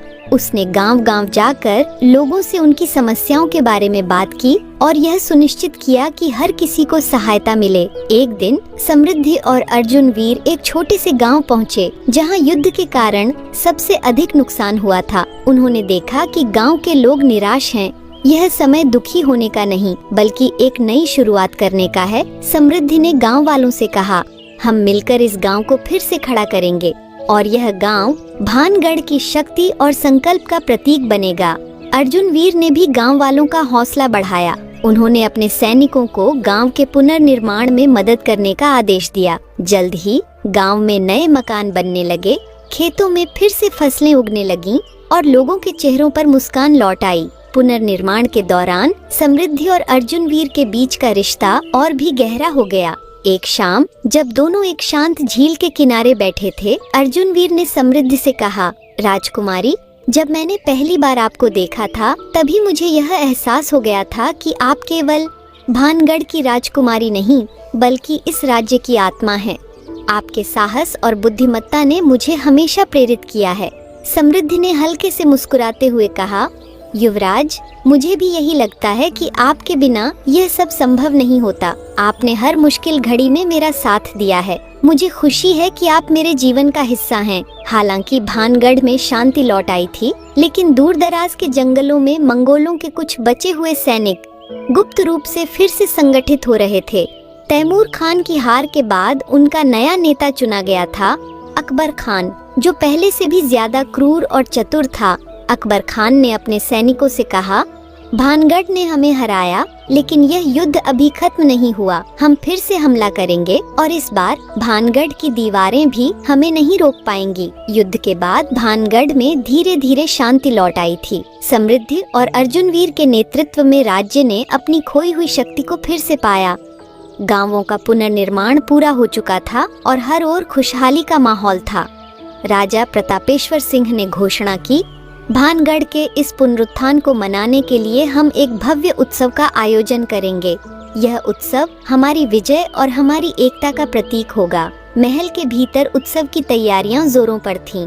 राजमहल को फूलों और झूमरों से सजाया गया। महल के रसोइये भव्य भोज तैयार कर रहे थे और संगीतकार अपनी धुनों को और अधिक मधुर बनाने में लगे थे। अर्जुन वीर के बीच बढ़ती नजदीकियां। एक दिन जब समृद्धि महल के बगीचे में उत्सव की तैयारियों की निगरानी कर रही थी, अर्जुन वीर वहां आए। उन्होंने देखा कि समृद्धि एक गुलाब के पौधे के पास खड़ी होकर उसके फूलों को निहार रही थी। राजकुमारी, अर्जुन वीर ने मुस्कुराते हुए कहा, आपके और इन फूलों के बीच एक गहरा संबंध है। दोनों ही खूबसूरत हैं और दोनों ही भानगढ़ की शोभा बढ़ाते हैं। समृद्ध ने हंसते हुए कहा, युवराज, आपकी बातें हमेशा मेरी प्रशंसा में होती हैं। क्या यह केवल मेरे लिए है या आप सभी के लिए ऐसे ही उदार हैं? अर्जुनवीर ने गंभीर होकर उत्तर दिया, राजकुमारी, मेरी बातें केवल आपके लिए हैं, क्योंकि आप ही मेरे जीवन का केंद्र हैं। युद्ध के हर क्षण जब तलवारें चल रही थीं और खतरा सिर पर मंडरा रहा था, तब भी मैं केवल आपके बारे में सोचता था। समृद्धि ने थोड़ी झिझक के साथ पूछा, तो क्या आप मुझे यह बताने आए हैं कि आप क्या महसूस करते हैं? अर्जुनवीर ने थोड़ा झुककर कहा, हाँ राजकुमारी, मैं आपसे यह कहना चाहता हूँ कि मैं आपसे प्रेम करता हूँ, और अगर आप मुझे स्वीकार करें तो मैं आपका सदा के लिए साथ निभाने का वचन देता हूँ। समृद्धि ने थोड़ी देर चुप रहने के बाद मुस्कुराते हुए कहा, युवराज, मैं भी आपके प्रति वही महसूस करती हूँ, लेकिन यह निर्णय केवल हमारा नहीं बल्कि भानगढ़ की प्रजा का भी है। मेरे पिता का आशीर्वाद लेना आवश्यक होगा। अर्जुनवीर ने उसी दिन राजा प्रतापेश्वर सिंह से मिलने का निर्णय लिया। उन्होंने महल के दरबार में जाकर राजा से कहा, महाराज, मैं भानगढ़ की राजकुमारी समृद्धि से विवाह का प्रस्ताव रखना चाहता हूँ। मैं वचन देता हूँ कि मैं जीवन भर उनका साथ दूंगा और भानगढ़ की रक्षा में हमेशा तत्पर रहूंगा। राजा ने गंभीरता से अर्जुनवीर की बात सुनी और कहा, युवराज अर्जुनवीर, मैं आपकी बहादुरी और आपके चरित्र का बहुत सम्मान करता हूँ, लेकिन यह निर्णय केवल मेरा नहीं बल्कि समृद्धि और हमारी प्रजा का भी है। मैं इस पर विचार करूँगा। जब उत्सव की तैयारियां चरम पर थीं, उसी समय एक गुप्तचर महल में भागते हुए आया। उसके चेहरे पर डर और चिंता के भाव थे। महाराज, मंगोलों के बचे हुए सैनिक फिर से एकत्र हो रहे हैं। उनका नया नेता अकबर खान और भी अधिक खतरनाक और चालाक है। वह एक बार फिर भानगढ़ पर हमला करने की तैयारी कर रहा है। महल में सन्नाटा छा गया। राजा ने तुरंत अपनी सेना को तैयार रहने का आदेश दिया। अर्जुनवीर ने फिर से भानगढ़ की रक्षा के लिए योजना बनानी शुरू की। अर्जुनवीर ने कहा, इस बार हमें केवल अपनी सेना पर निर्भर नहीं रहना चाहिए, हमें प्रजा को भी संगठित करना होगा। हर गांव को एक किले में बदलना होगा। समृद्धि ने सुझाव दिया, हमें मंगोलों की रणनीति को समझने के लिए गुप्तचरों को भेजना चाहिए। साथ ही राज्य के हर कोने में संदेश भेजना होगा कि लोग सतर्क रहें। दोनों ने मिलकर एक विस्तृत योजना बनाई और राजा को प्रस्तुत की। राजा ने उनकी योजना को स्वीकृति दी और कहा, अर्जुनवीर, भानगढ़ के लोग आप पर विश्वास करते हैं। यह युद्ध केवल तलवारों का नहीं बल्कि हमारी एकता और साहस का होगा। दूसरी ओर अकबर खान ने मंगोल सेना को फिर से संगठित किया। उसने भानगढ़ पर हमला करने के लिए एक नई योजना बनाई। हम सीधे महल पर हमला नहीं करेंगे। अकबर खान ने अपनी सेना से कहा, हम पहले उनके खाद्य भंडार और जल स्रोतों को नष्ट करेंगे। जब उनकी सेना भूखी और प्यास से कमजोर हो जाएगी, तब हम उन पर अंतिम हमला करेंगे। अकबर खान ने अपने गुप्तचरों को भानगढ़ में भेज दिया ताकि वे राज्य की कमजोरियों का पता लगा सकें। भानगढ़ में अकबर खान के गुप्तचर घुस चुके थे। उन्होंने महल के आसपास घूमकर वहां की सुरक्षा व्यवस्था का निरीक्षण करना शुरू कर दिया, लेकिन समृद्धि की सतर्कता ने उनकी साजिश को नाकाम कर दिया। एक रात समृद्धि ने महल के पास एक संदिग्ध व्यक्ति को देखा। उसने तुरंत सैनिकों को बुलाया और उस व्यक्ति को पकड़ लिया। तुम कौन हो और यहाँ क्या कर रहे हो? समृद्धि ने सख्ती से पूछा। गुप्तचर ने डरते हुए कहा, मैं केवल एक व्यापारी हूँ, मैंने कुछ गलत नहीं किया। लेकिन समृद्धि ने उसकी झूठी बातों को पहचान लिया। सैनिकों ने उसकी तलाशी ली और उसके पास से अकबर खान का एक संदेश मिला। तो यह तुम हो जो हमारे राज्य के खिलाफ साजिश कर रहे हो, तुम्हें इसका दंड मिलेगा। समृद्धि ने कहा। पकड़े गए गुप्तचर को सैनिक महल के एक विशेष कक्ष में लेकर आए। उसकी आंखों में डर और असमंजस था। समृद्धि, अर्जुनवीर, राजा प्रतापेश्वर सिंह और महामंत्री वासुदेव कक्ष में उपस्थित थे। गुप्तचर को सामने लाया गया। समृद्धि ने उसकी आंखों में झांकते हुए कठोर स्वर में कहा, हम जानते हैं कि तुम मंगोलों के लिए काम करते हो। अगर तुमने सच नहीं बताया तो तुम्हें गंभीर परिणाम भुगतने होंगे। गुप्तचर ने हकलाते हुए कहा, मैं कुछ नहीं जानता, मैं निर्दोष हूँ। अर्जुनवीर ने तलवार निकालकर उसके सामने रखी और सख्त आवाज में कहा, झूठ बोलने से तुम्हारी जान नहीं बचेगी। सच बताओ कि अकबर खान की योजना क्या है। डर के मारे गुप्तचर ने सच उगल दिया। अकबर खान ने भानगढ़ को भूखा और प्यासा करने की योजना बनाई है। वह आपकी जल आपूर्ति और अनाज भंडार को नष्ट करना चाहता है। इसके बाद वह महल पर हमला करेगा। यह सुनकर राजा प्रतापेश्वर सिंह ने तुरंत अपनी सेना को बुलाया। हमें अपनी जल आपूर्ति और खाद्य भंडार की सुरक्षा सुनिश्चित करनी होगी। हर गांव में सैनिकों की तैनाती की जाए और प्रजा को सतर्क किया जाए। महामंत्री वासुदेव ने सुझाव दिया, महाराज, हमें मंगोलों की इस योजना को विफल करने के लिए पहले से ही रणनीति बनानी होगी। जल स्रोतों के पास गुप्त चौकियां स्थापित करनी चाहिए और खाद्य भंडार को महल के भीतर सुरक्षित रखना होगा। समृद्ध ने कहा, पिताजी, मैं स्वयं गांव-गांव जाकर यह सुनिश्चित करूंगी कि हर कोई सतर्क हो। प्रजा को यह विश्वास दिलाना जरूरी है कि हम उनकी रक्षा के लिए तैयार हैं। अर्जुन वीर के साथ समृद्ध गांवों के दौरे पर निकली। रास्ते में दोनों ने कई बार रुककर ग्रामीणों से बातचीत की। एक गांव में उन्होंने देखा कि लोग पानी के कुएं की सुरक्षा के लिए एकत्र हुए थे। गांव का मुखिया बोला, राजकुमारी, हमने सुना है कि मंगोल हमारे जल स्रोतों को नष्ट करना चाहते हैं। हम अपनी तरफ से पूरी कोशिश कर रहे हैं, लेकिन हमें आपकी मदद की जरूरत है। समृद्ध ने मुस्कुराते हुए कहा, आपकी सतर्कता ही हमारी सबसे बड़ी ताकत है। हम आपके साथ हैं। सैनिकों को यहाँ तैनात किया जाएगा और कुएं की सुरक्षा को मजबूत किया जाएगा। दूसरी ओर अकबर खान ने भानगढ़ के जल स्रोतों और अनाज भंडार पर हमला करने के लिए अपने सैनिकों को तैयार किया। उसने अपनी सेना से कहा, हम उन्हें सीधे युद्ध में नहीं हरा सकते, लेकिन अगर वे भूख और प्यास से कमजोर हो गए तो भानगढ़ अपने आप गिर जाएगा। अकबर खान ने अपने गुप्तचरों को भानगढ़ के विभिन्न हिस्सों में भेजा। उनके पास नक्शे थे जिनमें जल स्रोतों और भंडार का विवरण था। एक रात जब समृद्धि और अर्जुन वीर एक गांव में ठहरे हुए थे, मंगोलों ने उस गांव के जल स्रोत पर हमला कर दिया। गांव के लोग भयभीत होकर इधर उधर भागने लगे। अर्जुन वीर ने तुरंत अपनी तलवार निकाली और सैनिकों को आदेश दिया, गांव वालों को सुरक्षित स्थान पर ले जाओ, हम इन मंगोलों का मुकाबला करेंगे। मंगोलों की संख्या अधिक थी, लेकिन अर्जुन वीर और उनके सैनिकों ने बहादुरी से उनका सामना किया। अर्जुन वीर ने अपनी तलवार से कई मंगोल सैनिकों को परास्त किया। समृद्धि ने भी गांव वालों को संगठित किया और उन्हें आग बुझाने और जल स्रोत की रक्षा करने में मदद की। उसकी सूझबूझ और नेतृत्व ने गांव के लोगों को प्रेरित किया। गांव की रक्षा के बाद समृद्धि और अर्जुन वीर ने महल लौटकर राजा को पूरी घटना की जानकारी दी। महाराज, यह स्पष्ट है कि मंगोल अपने इरादों में पूरी तरह गंभीर हैं। हमें उनकी हर चाल का जवाब देना होगा। अर्जुन वीर ने कहा। राजा ने गंभीरता से कहा, हमें मंगोलों की सेना को उनकी ही चालाकी से हराना होगा। यह युद्ध केवल तलवारों का नहीं, बल्कि दिमाग और धैर्य का है। इस बीच भानगढ़ में एक अच्छी खबर भी फैली। राजा प्रतापेश्वर सिंह ने समृद्धि और अर्जुन वीर के विवाह की घोषणा की। महल में और प्रजा के बीच खुशी की लहर दौड़ गई। महल में भव्य तैयारियां शुरू हो गईं।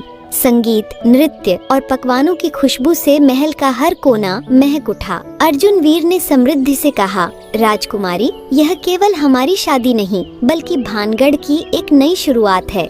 मैं वचन देता हूँ कि मैं हमेशा आपका साथ दूंगा।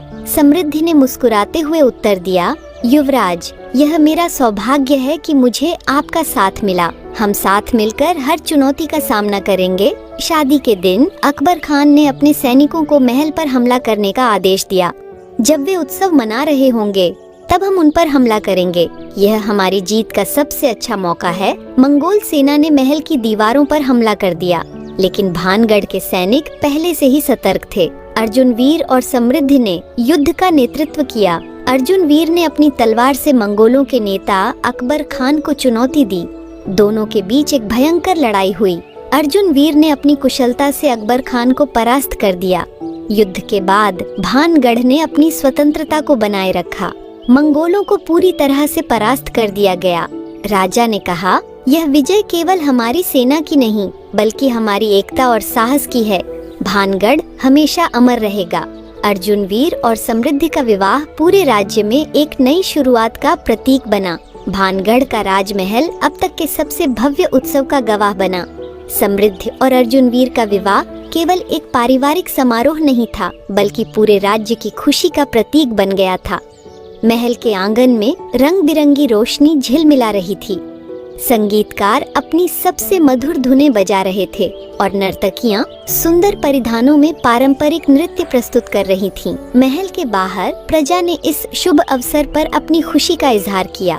जगह जगह दिए जलाए गए और गांवों में दावतों का आयोजन हुआ। शादी के बाद समृद्धि और अर्जुनवीर ने महल के ऊंचे झरोखे से खड़े होकर प्रजा को देखा। अर्जुनवीर ने कहा, राजकुमारी, यह दृश्य भानगढ़ की सच्ची ताकत को दिखाता है, हमारी प्रजा का विश्वास और उनका प्रेम। यह हमारी सबसे बड़ी जिम्मेदारी है कि हम इसे बनाए रखें। समृद्धि ने सहमति में सिर हिलाते हुए कहा, युवराज, यह हमारा संकल्प होगा। भानगढ़ को हम हमेशा सुरक्षित और समृद्ध बनाएंगे। कुछ ही दिनों बाद राजा प्रतापेश्वर सिंह ने अपने दरबार में एक महत्वपूर्ण घोषणा की। दरबार में सभी प्रमुख मंत्री, सेनापति और प्रजा के प्रतिनिधि उपस्थित थे। आज मैं अपने जीवन का एक बड़ा निर्णय आप सबके साथ साझा करना चाहता हूँ। राजा ने गहरे स्वर में कहा, मैंने यह निर्णय लिया है कि अब समय आ गया है कि मैं राज्य की बागडोर अर्जुनवीर और समृद्धि को सौंप दूं। मैं अब अपने जीवन के शेष समय को ध्यान और सेवा में बिताना चाहता हूँ। दरबार में सन्नाटा छा गया। यह घोषणा अप्रत्याशित थी।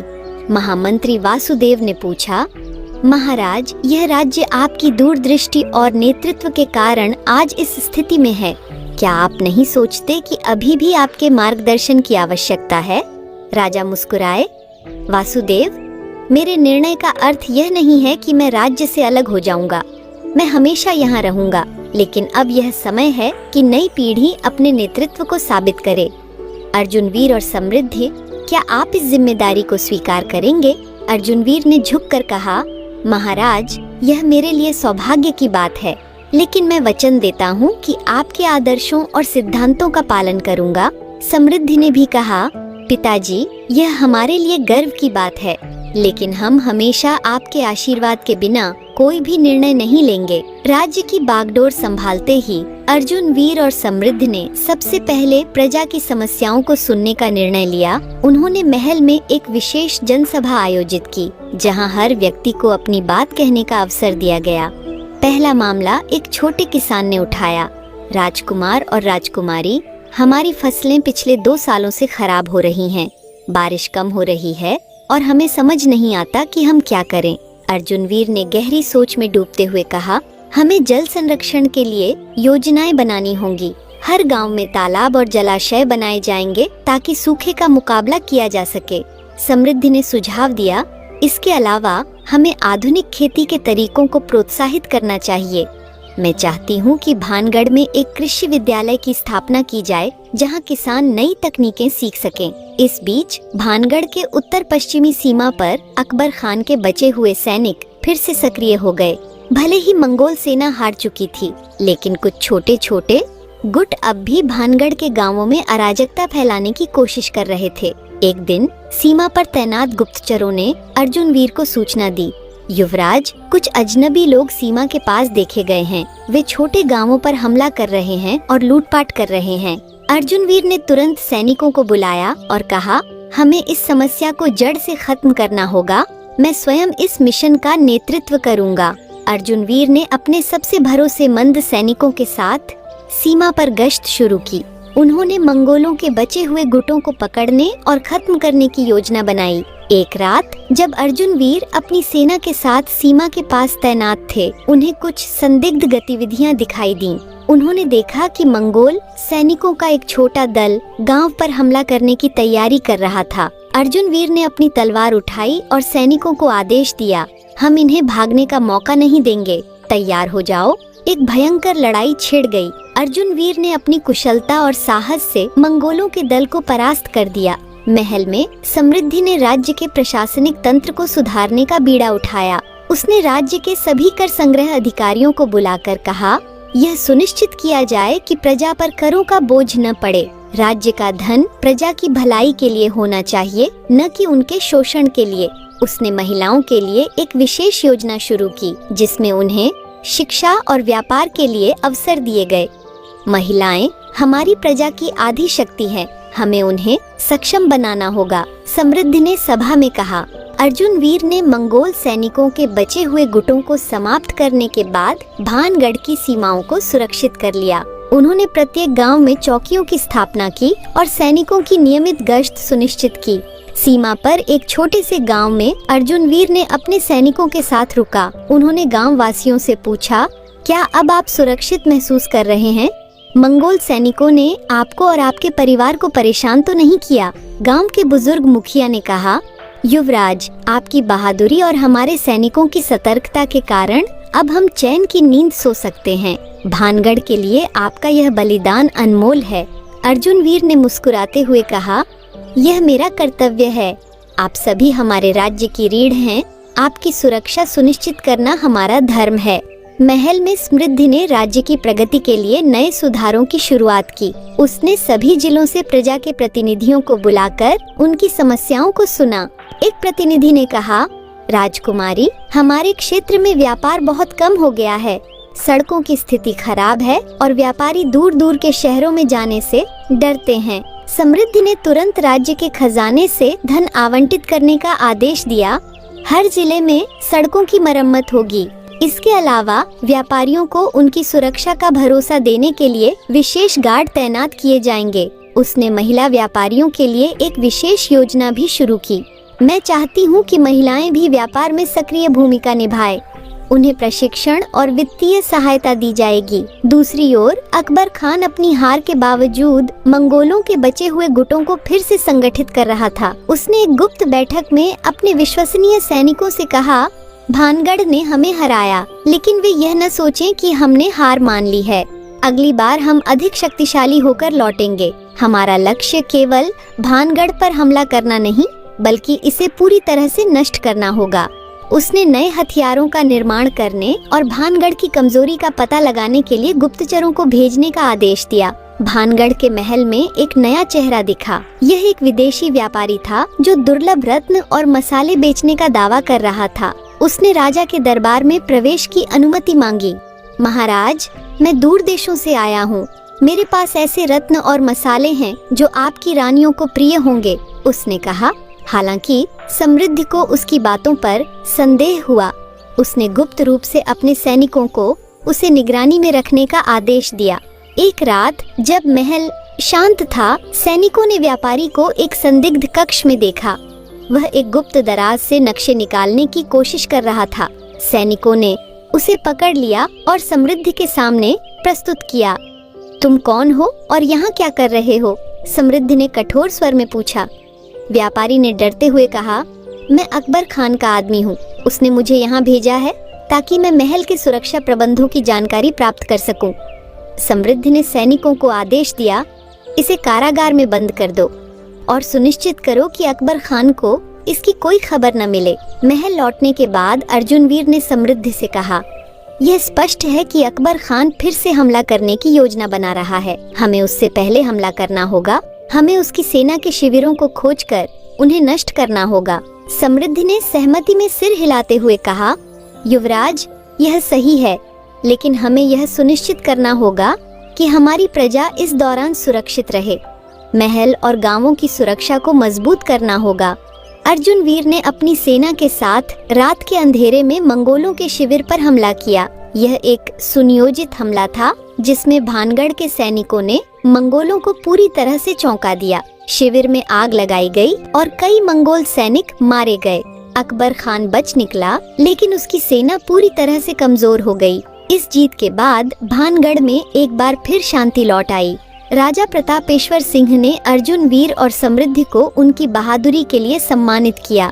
आप दोनों ने यह साबित कर दिया है कि भानगढ़ आपके नेतृत्व में सुरक्षित हाथों में है। राजा ने गर्व से कहा।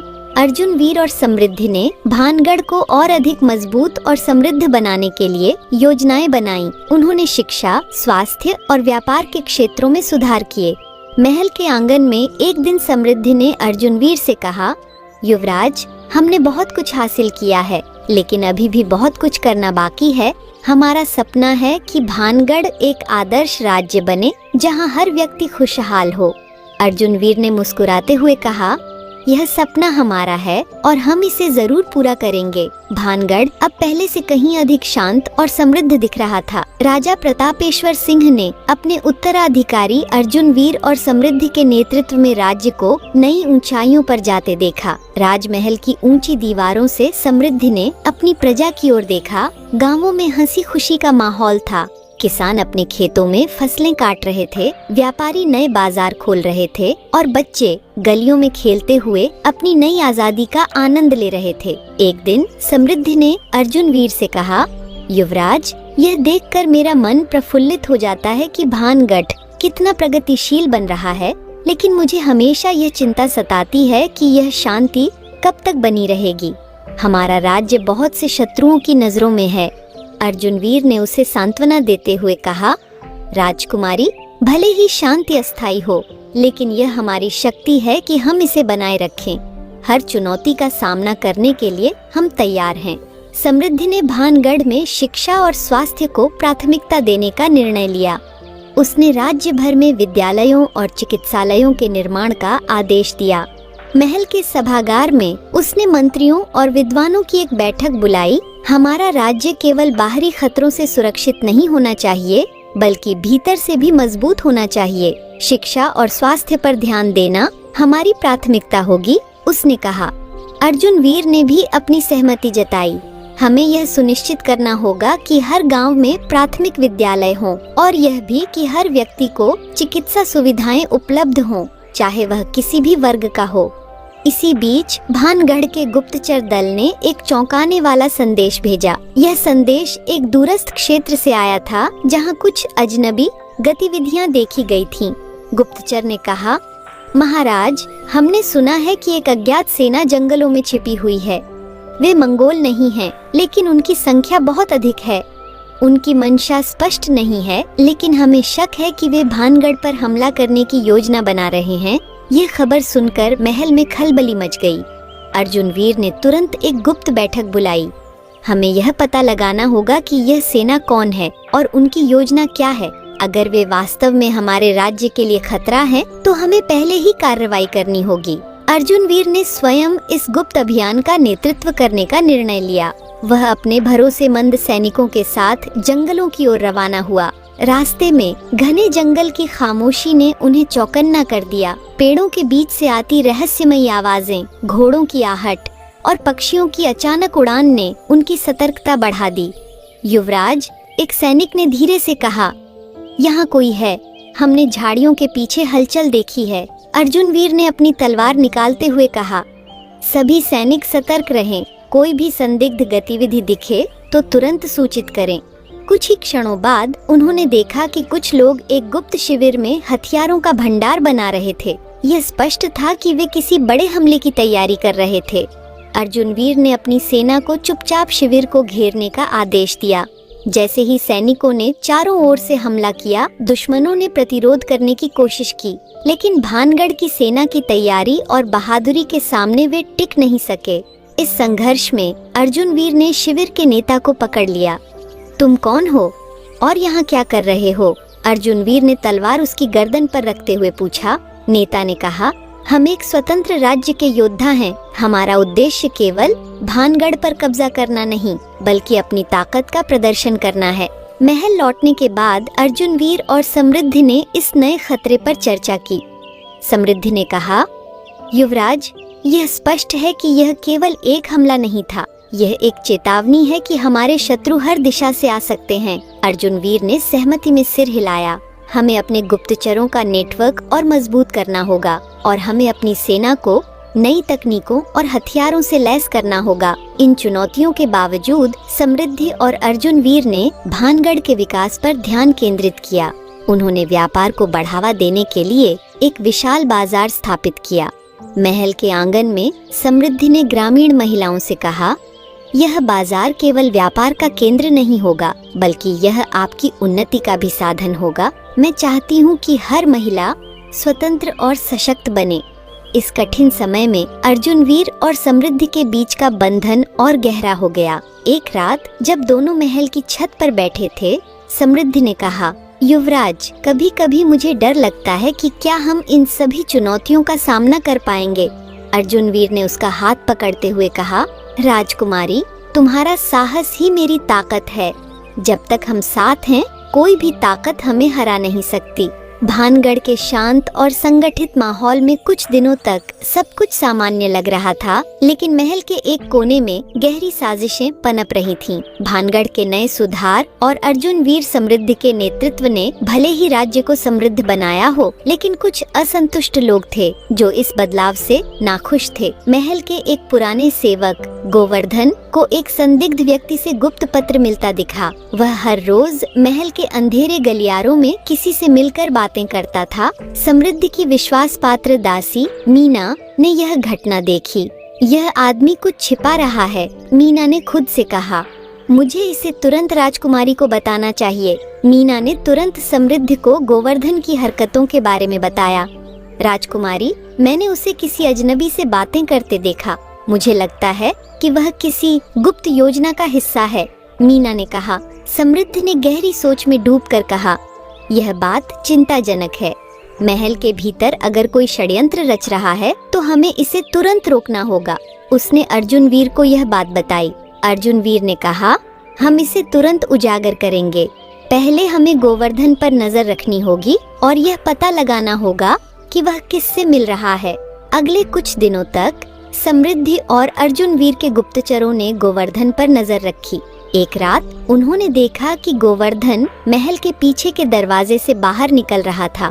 गुप्तचरों ने उसका पीछा किया और पाया कि वह भानगढ़ के पुराने बाजार में एक गुप्त सभा में शामिल हो रहा था। वहां उसने कुछ अजनबियों को महल के नक्शे और सैनिकों की तैनाती की जानकारी दी। गुप्तचरों ने तुरंत उसे पकड़ लिया और महल ले आए। महल के दरबार में गोवर्धन को लाया गया। अर्जुन वीर ने कठोर स्वर में पूछा, तुमने यह क्यों किया और तुम्हारे साथी कौन हैं? गोवर्धन ने पहले तो चुप्पी साधी, लेकिन जब सैनिकों ने उसे और दबाव डाला तो उसने सच्चाई उगली। मैंने यह सब एक अमीर व्यापारी के कहने पर किया। वह भानगढ़ को अस्थिर करना चाहता है क्योंकि यहाँ के सुधार उसके व्यापार पर असर डाल रहे हैं। समृद्धि और अर्जुन वीर ने उस व्यापारी को गिरफ्तार करने का आदेश दिया। व्यापारी ने कबूल किया कि वह भानगढ़ को कमजोर करने के लिए बाहरी शक्तियों से भी संपर्क कर चुका था। महाराज, मैं मानता हूँ कि मैंने अपनी निजी भलाई के लिए यह किया, लेकिन मैं भानगढ़ को नुकसान पहुँचाने का इरादा नहीं रखता था, व्यापारी ने कहा। राजा प्रतापेश्वर सिंह ने कहा, तुम्हारा अपराध केवल महल के खिलाफ नहीं बल्कि पूरी प्रजा के खिलाफ है।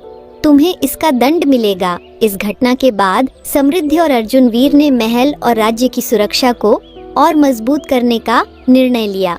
अर्जुन वीर ने कहा, हमें हर गांव और जिले में गुप्तचरों का नेटवर्क बनाना होगा। किसी भी संदिग्ध गतिविधि की तुरंत जानकारी दी जानी चाहिए। समृद्धि ने कहा, महल में भी सुरक्षा को कड़ा करना होगा। हमें यह सुनिश्चित करना होगा कि कोई भी बिना जांच पड़ताल के प्रवेश न कर सके। इन घटनाओं के बाद समृद्धि ने प्रजा का मनोबल बढ़ाने के लिए एक बड़े उत्सव का आयोजन करने का प्रस्ताव रखा। यह उत्सव केवल हमारी संस्कृति और परंपराओं का उत्सव नहीं होगा, बल्कि यह हमारी एकता और साहस का भी प्रतीक होगा। समृद्धि ने कहा, महल और राज्य के हर कोने को रंग बिरंगे फूलों और दियों से सजाया गया। उत्सव में नृत्य, संगीत और कवि सम्मेलनों का आयोजन हुआ। अर्जुन वीर ने महल के आंगन में खड़े होकर प्रजा को संबोधित किया। भानगढ़ ने हर संकट का सामना किया है और यह केवल आपके समर्थन और साहस के कारण संभव हो पाया है। आइए हम इस उत्सव को अपने भविष्य की नई शुरुआत के रूप में मनाएं। जहां भानगढ़ उत्सव की खुशी में डूबा हुआ था, वहीं दूर जंगलों में अकबर खान अपने बचे हुए सैनिकों के साथ वापसी की योजना बना रहा था। भानगढ़ अब तक हमें कमजोर समझता है, लेकिन इस बार हम उनकी दीवारों को भी तोड़ देंगे, अकबर खान ने कहा। उसने नई सेनाओं को संगठित करना शुरू किया और भानगढ़ पर अंतिम हमला करने की कसम खाई। अकबर खान ने जंगलों में एक विशाल शिविर स्थापित कर लिया था। वह अपनी हार से अभी तक उभरा नहीं था। उसने अपनी सेना में न केवल मंगोलों को पुनर्गठित किया, बल्कि कुछ स्थानीय असंतुष्ट नेताओं और व्यापारियों को भी शामिल कर लिया। भानगढ़ को नष्ट करने के लिए हमें हर संभव शक्ति जुटानी होगी, अकबर खान ने अपने सेनापतियों से कहा। हम इस बार उनकी दीवारों को तोड़ देंगे और उनके राजा को घुटने टेकने पर मजबूर करेंगे। अकबर खान ने भानगढ़ की सीमाओं के पास अपने गुप्तचरों को भेजा ताकि वह महल की सुरक्षा व्यवस्था और कमजोरियों का पता लगा सके। भानगढ़ में कुछ अनजान घटनाएं होने लगीं। महल की बाहरी दीवारों पर कुछ अजनबी निशान पाए गए जो मंगोलों के छापों के प्रतीक थे। एक रात महल के रक्षक सैनिकों ने देखा कि कुछ संदिग्ध लोग दीवारों के पास मंडरा रहे हैं। सैनिकों ने तुरंत उन्हें पकड़ने की कोशिश की, लेकिन वे भागने में कामयाब हो गए। राजा प्रतापेश्वर सिंह ने तुरंत अर्जुन वीर और समृद्ध को बुलाया। यह स्पष्ट है कि दुश्मन हमारी हरकतों पर नजर रख रहा है। हमें सतर्क रहना होगा और इन साजिशों को समय रहते रोकना होगा। अर्जुन वीर ने कहा, महाराज, हमें अपनी सेना को और मजबूत करना होगा। साथ ही महल के आसपास गुप्त सुरक्षा चौकियां स्थापित करनी होंगी। समृद्धि ने प्रजा को इन घटनाओं के बारे में सतर्क करने का निर्णय लिया। उसने महल के आंगन में एक सभा बुलाई जहां हजारों लोग जमा हुए। भानगढ़ वासियों, समृद्धि ने अपनी गहरी और प्रभावशाली आवाज में कहा, हमारे राज्य पर एक बार फिर खतरे के बादल मंडरा रहे हैं, लेकिन हमें डरने की जरूरत नहीं है। हम सबको एकजुट होकर इस संकट का सामना करना होगा। प्रजा ने एक स्वर में जवाब दिया, हम आपके साथ हैं राजकुमारी। भानगढ़ को बचाने के लिए हम सब कुछ करने को तैयार हैं।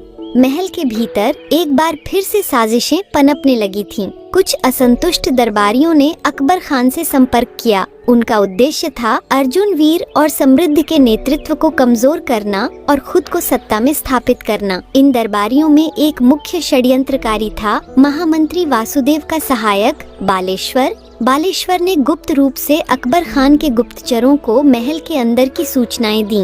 महल के गुप्तचरों ने बालेश्वर की संदिग्ध गतिविधियों पर नजर रखी। एक रात उन्होंने उसे महल के तहखाने में गुप्त पत्र लिखते हुए रंगे हाथों पकड़ा। अर्जुन वीर ने बालेश्वर से पूछा, तुमने ऐसा क्यों किया? तुम भानगढ़ के प्रति वफादार होने का दावा करते थे, लेकिन तुमने इसे धोखा दिया। बालेश्वर ने कहा, मुझे लगा कि भानगढ़ का नेतृत्व कमजोर है।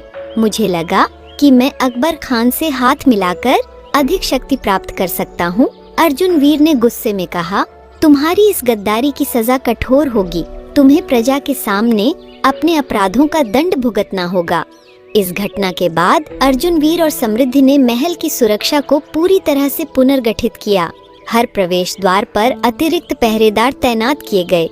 गुप्त सुरंगों को सील कर दिया गया और गुप्तचरों का जाल और मजबूत किया गया।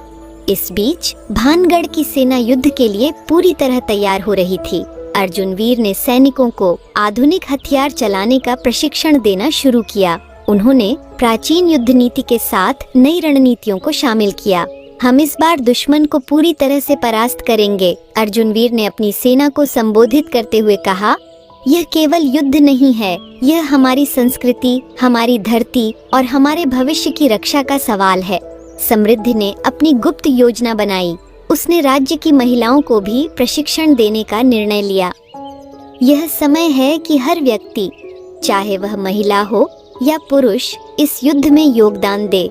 हम सभी को अपने राज्य की रक्षा करनी होगी, समृद्धि ने कहा। राजमहल में महिलाओं के लिए धनुष चलाने, तलवारबाजी और रणनीति बनाने का प्रशिक्षण शुरू किया गया। यह भानगढ़ के इतिहास में पहली बार था कि महिलाएं भी सीधे युद्ध की तैयारी में शामिल हुईं। अकबर खान ने अपनी सेना के साथ भानगढ़ की ओर कूच किया। उनकी सेना विशाल और अत्यधिक संगठित थी। उन्होंने भानगढ़ की सीमाओं पर तंबू लगाए और चारों ओर से महल को घेरने की योजना बनाई। यह हमारी आखिरी लड़ाई है, अकबर खान ने अपनी सेना से कहा। इस बार हम भानगढ़ को पूरी तरह से नष्ट कर देंगे। अकबर खान ने भानगढ़ को चारों ओर से घेर लिया था। उसकी सेना का आकार और उनके तंबुओं की संख्या देखकर ऐसा लग रहा था जैसे पूरा आकाश भूमि पर उतर आया हो। भानगढ़ की दीवारों पर खड़े सैनिक और नागरिक दूर दूर तक फैले दुश्मनों के तंबू और उनके झंडे देखकर चिंतित हो उठे। महल के भीतर अर्जुन वीर और समृद्धि युद्ध की तैयारियों में व्यस्त थे। अर्जुन वीर ने अपनी तलवार को परखा और सैनिकों को निर्देश दिया, हमारे दुश्मन भले ही संख्या में अधिक हों, लेकिन हमारी एकजुटता और साहस उन्हें हराने के लिए पर्याप्त है। यह हमारी धरती है और इसे हम किसी भी कीमत पर नहीं छोड़ेंगे। समृद्धि ने राज्य के नेताओं और ग्राम प्रधानों को बुलाकर कहा, युद्ध केवल सैनिकों का काम नहीं है, हर नागरिक को अपनी भूमिका निभानी होगी। महिलाओं और बच्चों को सुरक्षित स्थान पर ले जाया जाएगा और पुरुष गांवों की रक्षा के लिए तैयार रहेंगे। महल के भीतर एक गुप्त बैठक आयोजित की गई। इसमें राजा प्रतापेश्वर सिंह, अर्जुन वीर, समृद्धि, सेनापति भैरव और महामंत्री वासुदेव उपस्थित थे। हमारी सबसे बड़ी चुनौती यह है कि अकबर खान की सेना हमारे संसाधनों को काटने की कोशिश करेगी। हमें उनकी इस चाल को रोकना होगा, अर्जुन वीर ने कहा। महामंत्री वासुदेव ने सुझाव दिया, हमें उनके शिविरों पर गुप्त हमले करने होंगे। उनके भोजन और जल आपूर्ति को बाधित करके हम उनकी ताकत को कमजोर कर सकते हैं। समृद्धि ने सहमति जताई। हमारी प्रजा भी इस युद्ध में योगदान दे सकती है। हमें उन्हें संगठित करना होगा और उनकी सुरक्षा सुनिश्चित करनी होगी। अर्जुन वीर ने अपने सबसे भरोसेमंद सैनिकों के साथ एक गुप्त मिशन पर जाने का निर्णय लिया। उनका लक्ष्य था अकबर खान की सेना के मुख्य भोजन और जल भंडार को नष्ट करना। घना अंधेरा छाया हुआ था। जंगल की खामोशी केवल झींगुरों की आवाज से टूट रही थी। अर्जुन वीर और उनकी टीम चुपचाप अकबर खान के शिविर की ओर बढ़ी। शिविर में पहरा देने वाले सैनिक गहरी नींद में थे। अर्जुन वीर ने अपने सैनिकों को संकेत दिया और वे एक एक करके दुश्मन के भंडार तक पहुंच गए। उन्होंने वहां आग लगा दी और दुश्मन की आपूर्ति को तहस नहस कर दिया। अर्जुन वीर ने कहा, यह हमारी पहली जीत है। अब हमें तुरंत लौटना होगा ताकि दुश्मन को हमारी उपस्थिति का पता न चले। महल के भीतर समृद्धि ने युद्ध की तैयारियों का नेतृत्व किया। उसने हर वर्ग के लोगों को उनकी जिम्मेदारियों के बारे में बताया। महिलाओं को घायल सैनिकों की देखभाल के लिए तैयार रहना होगा। बुजुर्ग और बच्चे महल के अंदर सुरक्षित रहेंगे और हर व्यक्ति जो लड़ने में सक्षम है उसे महल की सुरक्षा के लिए तैनात किया जाएगा। समृद्धि ने कहा। गांव की महिलाओं ने समृद्धि का उत्साह देखकर कहा, राजकुमारी, हम केवल घायल सैनिकों की देखभाल नहीं करेंगे, अगर जरूरत पड़ी तो हम भी तलवार उठाएंगी। अकबर खान ने अपनी सेना को महल पर हमला करने का आदेश दिया। हजारों मंगोल सैनिक भानगढ़ की दीवारों की ओर बढ़ने लगे। उनके युद्ध के नगाड़ों की आवाज से पूरा इलाका गूंज उठा। भानगढ़ के सैनिक दीवारों पर तैनात थे। जैसे ही दुश्मन ने हमला किया, उन्होंने अपने तीर और भाले चलाने शुरू कर दिए। दुश्मन के कई सैनिक मारे गए, लेकिन उनकी संख्या इतनी अधिक थी कि वे दीवारों तक पहुंचने में कामयाब हो गए। अर्जुन वीर ने मोर्चा संभाला। उनकी तलवार बिजली की तरह चमक रही थी। उन्होंने एक के बाद एक दुश्मन सैनिकों को परास्त किया। महल के भीतर समृद्धि ने प्रजा को संगठित किया। उसने घायल सैनिकों के इलाज के लिए चिकित्सालय की व्यवस्था की और महल की दीवारों की स्थिति पर नजर रखी। एक क्षण ऐसा भी आया जब दुश्मन महल के मुख्य द्वार तक पहुंच गया। समृद्धि ने तुरंत आदेश दिया, सभी सैनिकों को द्वार की सुरक्षा के लिए भेजा जाए। यह महल की सबसे महत्वपूर्ण रेखा है और इसे किसी भी कीमत पर टूटने नहीं दिया जा सकता। युद्ध के बीच अर्जुन वीर और अकबर खान का आमना सामना हुआ। अकबर खान ने कहा, अर्जुन वीर, तुम्हारी वीरता की कहानियां सुनी हैं, लेकिन आज तुम्हारा अंत होगा। अर्जुन वीर ने जवाब दिया, अकबर खान, भानगढ़ की धरती पर तुम्हें हर कदम भारी पड़ेगा। यह मेरी मातृभूमि है और इसे मैं किसी को नहीं सौंपूंगा। दोनों के बीच एक भयंकर युद्ध हुआ।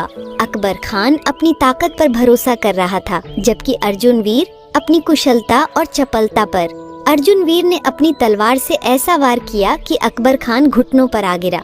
अकबर खान की हार के बाद मंगोल सेना ने पीछे हटना शुरू कर दिया। भानगढ़ के सैनिकों ने दुश्मन को खदेड़ दिया।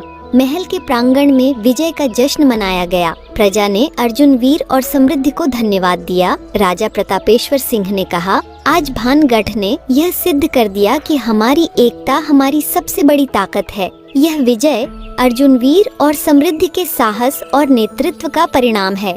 भानगढ़ के आकाश में विजय के प्रतीक दीप जल रहे थे। महल के प्रांगण में एक भव्य समारोह का आयोजन किया गया। प्रजा, सैनिक और महल के सभी अधिकारी इस समारोह में शामिल हुए।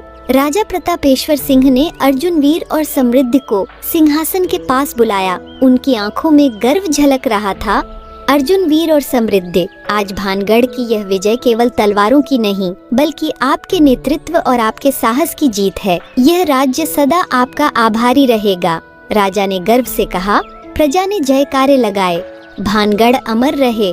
अर्जुन वीर और समृद्धि की जय। अगली सुबह समृद्धि ने प्रजा के साथ एक संवाद आयोजित किया।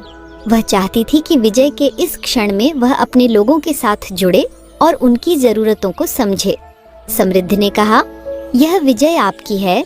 आपने हमारे साथ खड़े होकर भानगढ़ को सुरक्षित रखा, लेकिन हमें यह समझना होगा कि एक सच्चा राज्य केवल युद्ध जीतने से नहीं, बल्कि अपने लोगों की भलाई से महान बनता है। गांव के एक बुजुर्ग ने कहा, राजकुमारी, हमें आप पर गर्व है, लेकिन युद्ध ने हमारे कई गांवों को बर्बाद कर दिया है। हमें फिर से खड़ा होने के लिए आपकी मदद चाहिए। समृद्धि ने मुस्कुराते हुए कहा, आपकी हर समस्या का समाधान हमारा कर्तव्य है। मैं स्वयं हर गांव का दौरा करूंगी और यह सुनिश्चित करूंगी कि हर व्यक्ति को वह सहायता मिले जिसकी उसे जरूरत है। महल में अर्जुन वीर ने अपने सेनापतियों के साथ एक बैठक बुलाई। युद्ध के बाद हमारी सबसे बड़ी प्राथमिकता राज्य की सुरक्षा और प्रगति होनी चाहिए। हमें यह सुनिश्चित करना होगा कि कोई बाहरी ताकत फिर से हमारी शांति को भंग न कर सके। अर्जुन वीर ने कहा। उन्होंने राज्य के चारों दिशाओं में स्थायी सुरक्षा चौकियां स्थापित करने का आदेश दिया। साथ ही उन्होंने सैनिकों को नई युद्ध तकनीकों और आधुनिक हथियारों का प्रशिक्षण देने की योजना बनाई। समृद्धि ने अपने वादे के अनुसार गांवों का दौरा शुरू किया। उसके साथ राज्य के वास्तुकार, इंजीनियर और चिकित्सक थे। पहले गांव में पहुंचते ही समृद्धि ने देखा कि युद्ध के कारण कई घर नष्ट हो चुके थे। खेतों में फसलें झुलसी हुई थीं और लोग निराश थे। समृद्धि ने ग्रामीणों से कहा, हम यह सुनिश्चित करेंगे कि आपके घर फिर से बनाए जाए और आपकी जमीन फिर से उपजाऊ हो। यह हमारी जिम्मेदारी है। वास्तुकारों ने तुरंत घरों के पुनर्निर्माण का काम शुरू किया। समृद्धि ने खुद अपने हाथों से एक बच्चे के घर की पहली ईंट रखी। ग्रामीण महिलाओं ने कहा, राजकुमारी, आपने हमें न केवल मदद दी है, बल्कि हमें यह विश्वास भी दिलाया है कि हम अकेले नहीं हैं। महल के भीतर राजा प्रतापेश्वर सिंह ने अर्जुन वीर और समृद्धि से कहा, भानगढ़ को अब एक नई दिशा में ले जाना होगा। हमें अपने व्यापार को बढ़ावा देना होगा और राज्य को आर्थिक रूप से आत्मनिर्भर बनाना होगा। महामंत्री वासुदेव ने सुझाव दिया, हम अपने रेशम और मसालों का व्यापार पड़ोसी राज्यों में कर सकते हैं। इसके लिए एक व्यापार मार्ग का निर्माण करना होगा। अर्जुन वीर ने योजना पर सहमति जताई। हम इस व्यापार मार्ग को न केवल भानगढ़ के लिए बल्कि आसपास के गांवों के लिए भी लाभकारी बनाएंगे। यह हमारी आर्थिक समृद्धि का नया अध्याय होगा। एक दिन महल में एक गुप्त संदेशवाहक आया। उसने अर्जुन वीर को एक सीलबंद पत्र दिया। पत्र में लिखा था, युवराज अर्जुन वीर, आपकी विजय ने भानगढ़ को सुरक्षित रखा है, लेकिन हर विजय के बाद एक नई चुनौती आती है। सावधान रहें, क्योंकि आपके राज्य के भीतर ही आपके खिलाफ षड्यंत्र रचे जा रहे हैं। यह पत्र पढ़कर अर्जुन वीर चिंतित हो गए।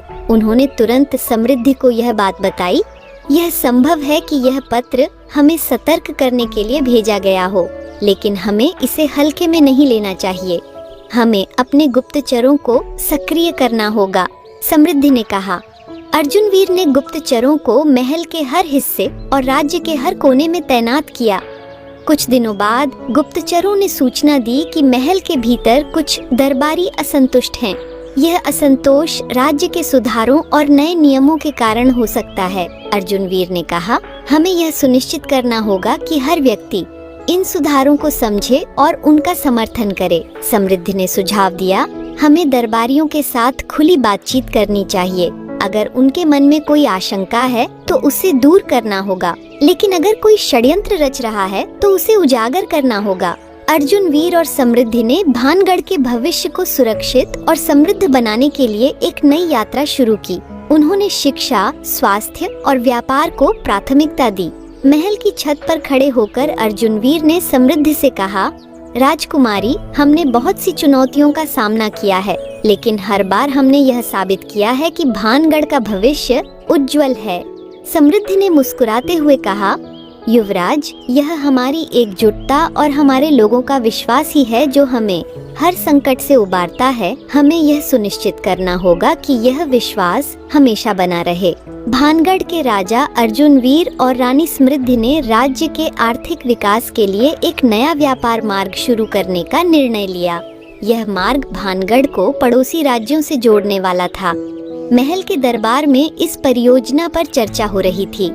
महामंत्री वासुदेव ने कहा, महाराज, यह व्यापार मार्ग न केवल आर्थिक समृद्धि लाएगा बल्कि भानगढ़ की शक्ति और प्रतिष्ठा को भी बढ़ाएगा। अर्जुन वीर ने गंभीर स्वर में कहा, हमें यह सुनिश्चित करना होगा कि यह मार्ग पूरी तरह सुरक्षित हो। व्यापारियों की सुरक्षा हमारी प्राथमिकता होनी चाहिए। समृद्ध ने सुझाव दिया, हमें मार्ग के आसपास सैनिकों की चौकियां बनानी होंगी। साथ ही हर गांव में व्यापारियों के ठहरने के लिए सुरक्षित स्थान उपलब्ध कराने होंगे। व्यापार मार्ग के निर्माण के बीच महल के अंदर साजिशें गहराती जा रही थीं।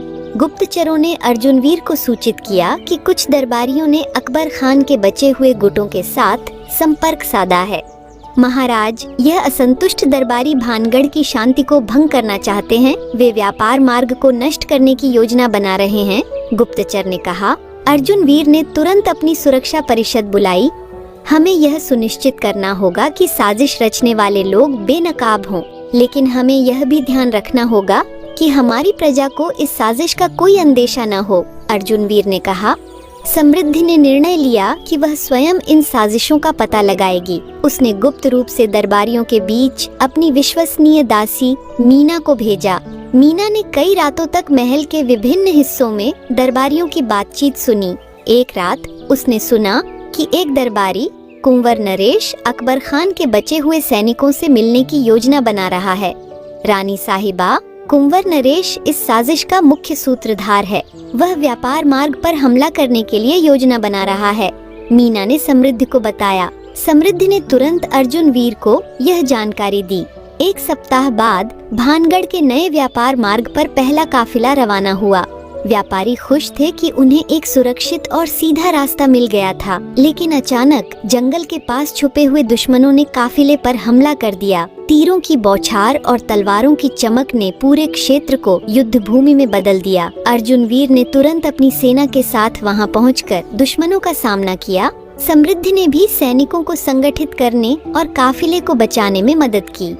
अर्जुन वीर ने दुश्मनों को खदेड़ते हुए कहा, यह भानगढ़ की धरती है, यहाँ कोई भी हमारी शांति को भंग नहीं कर सकता।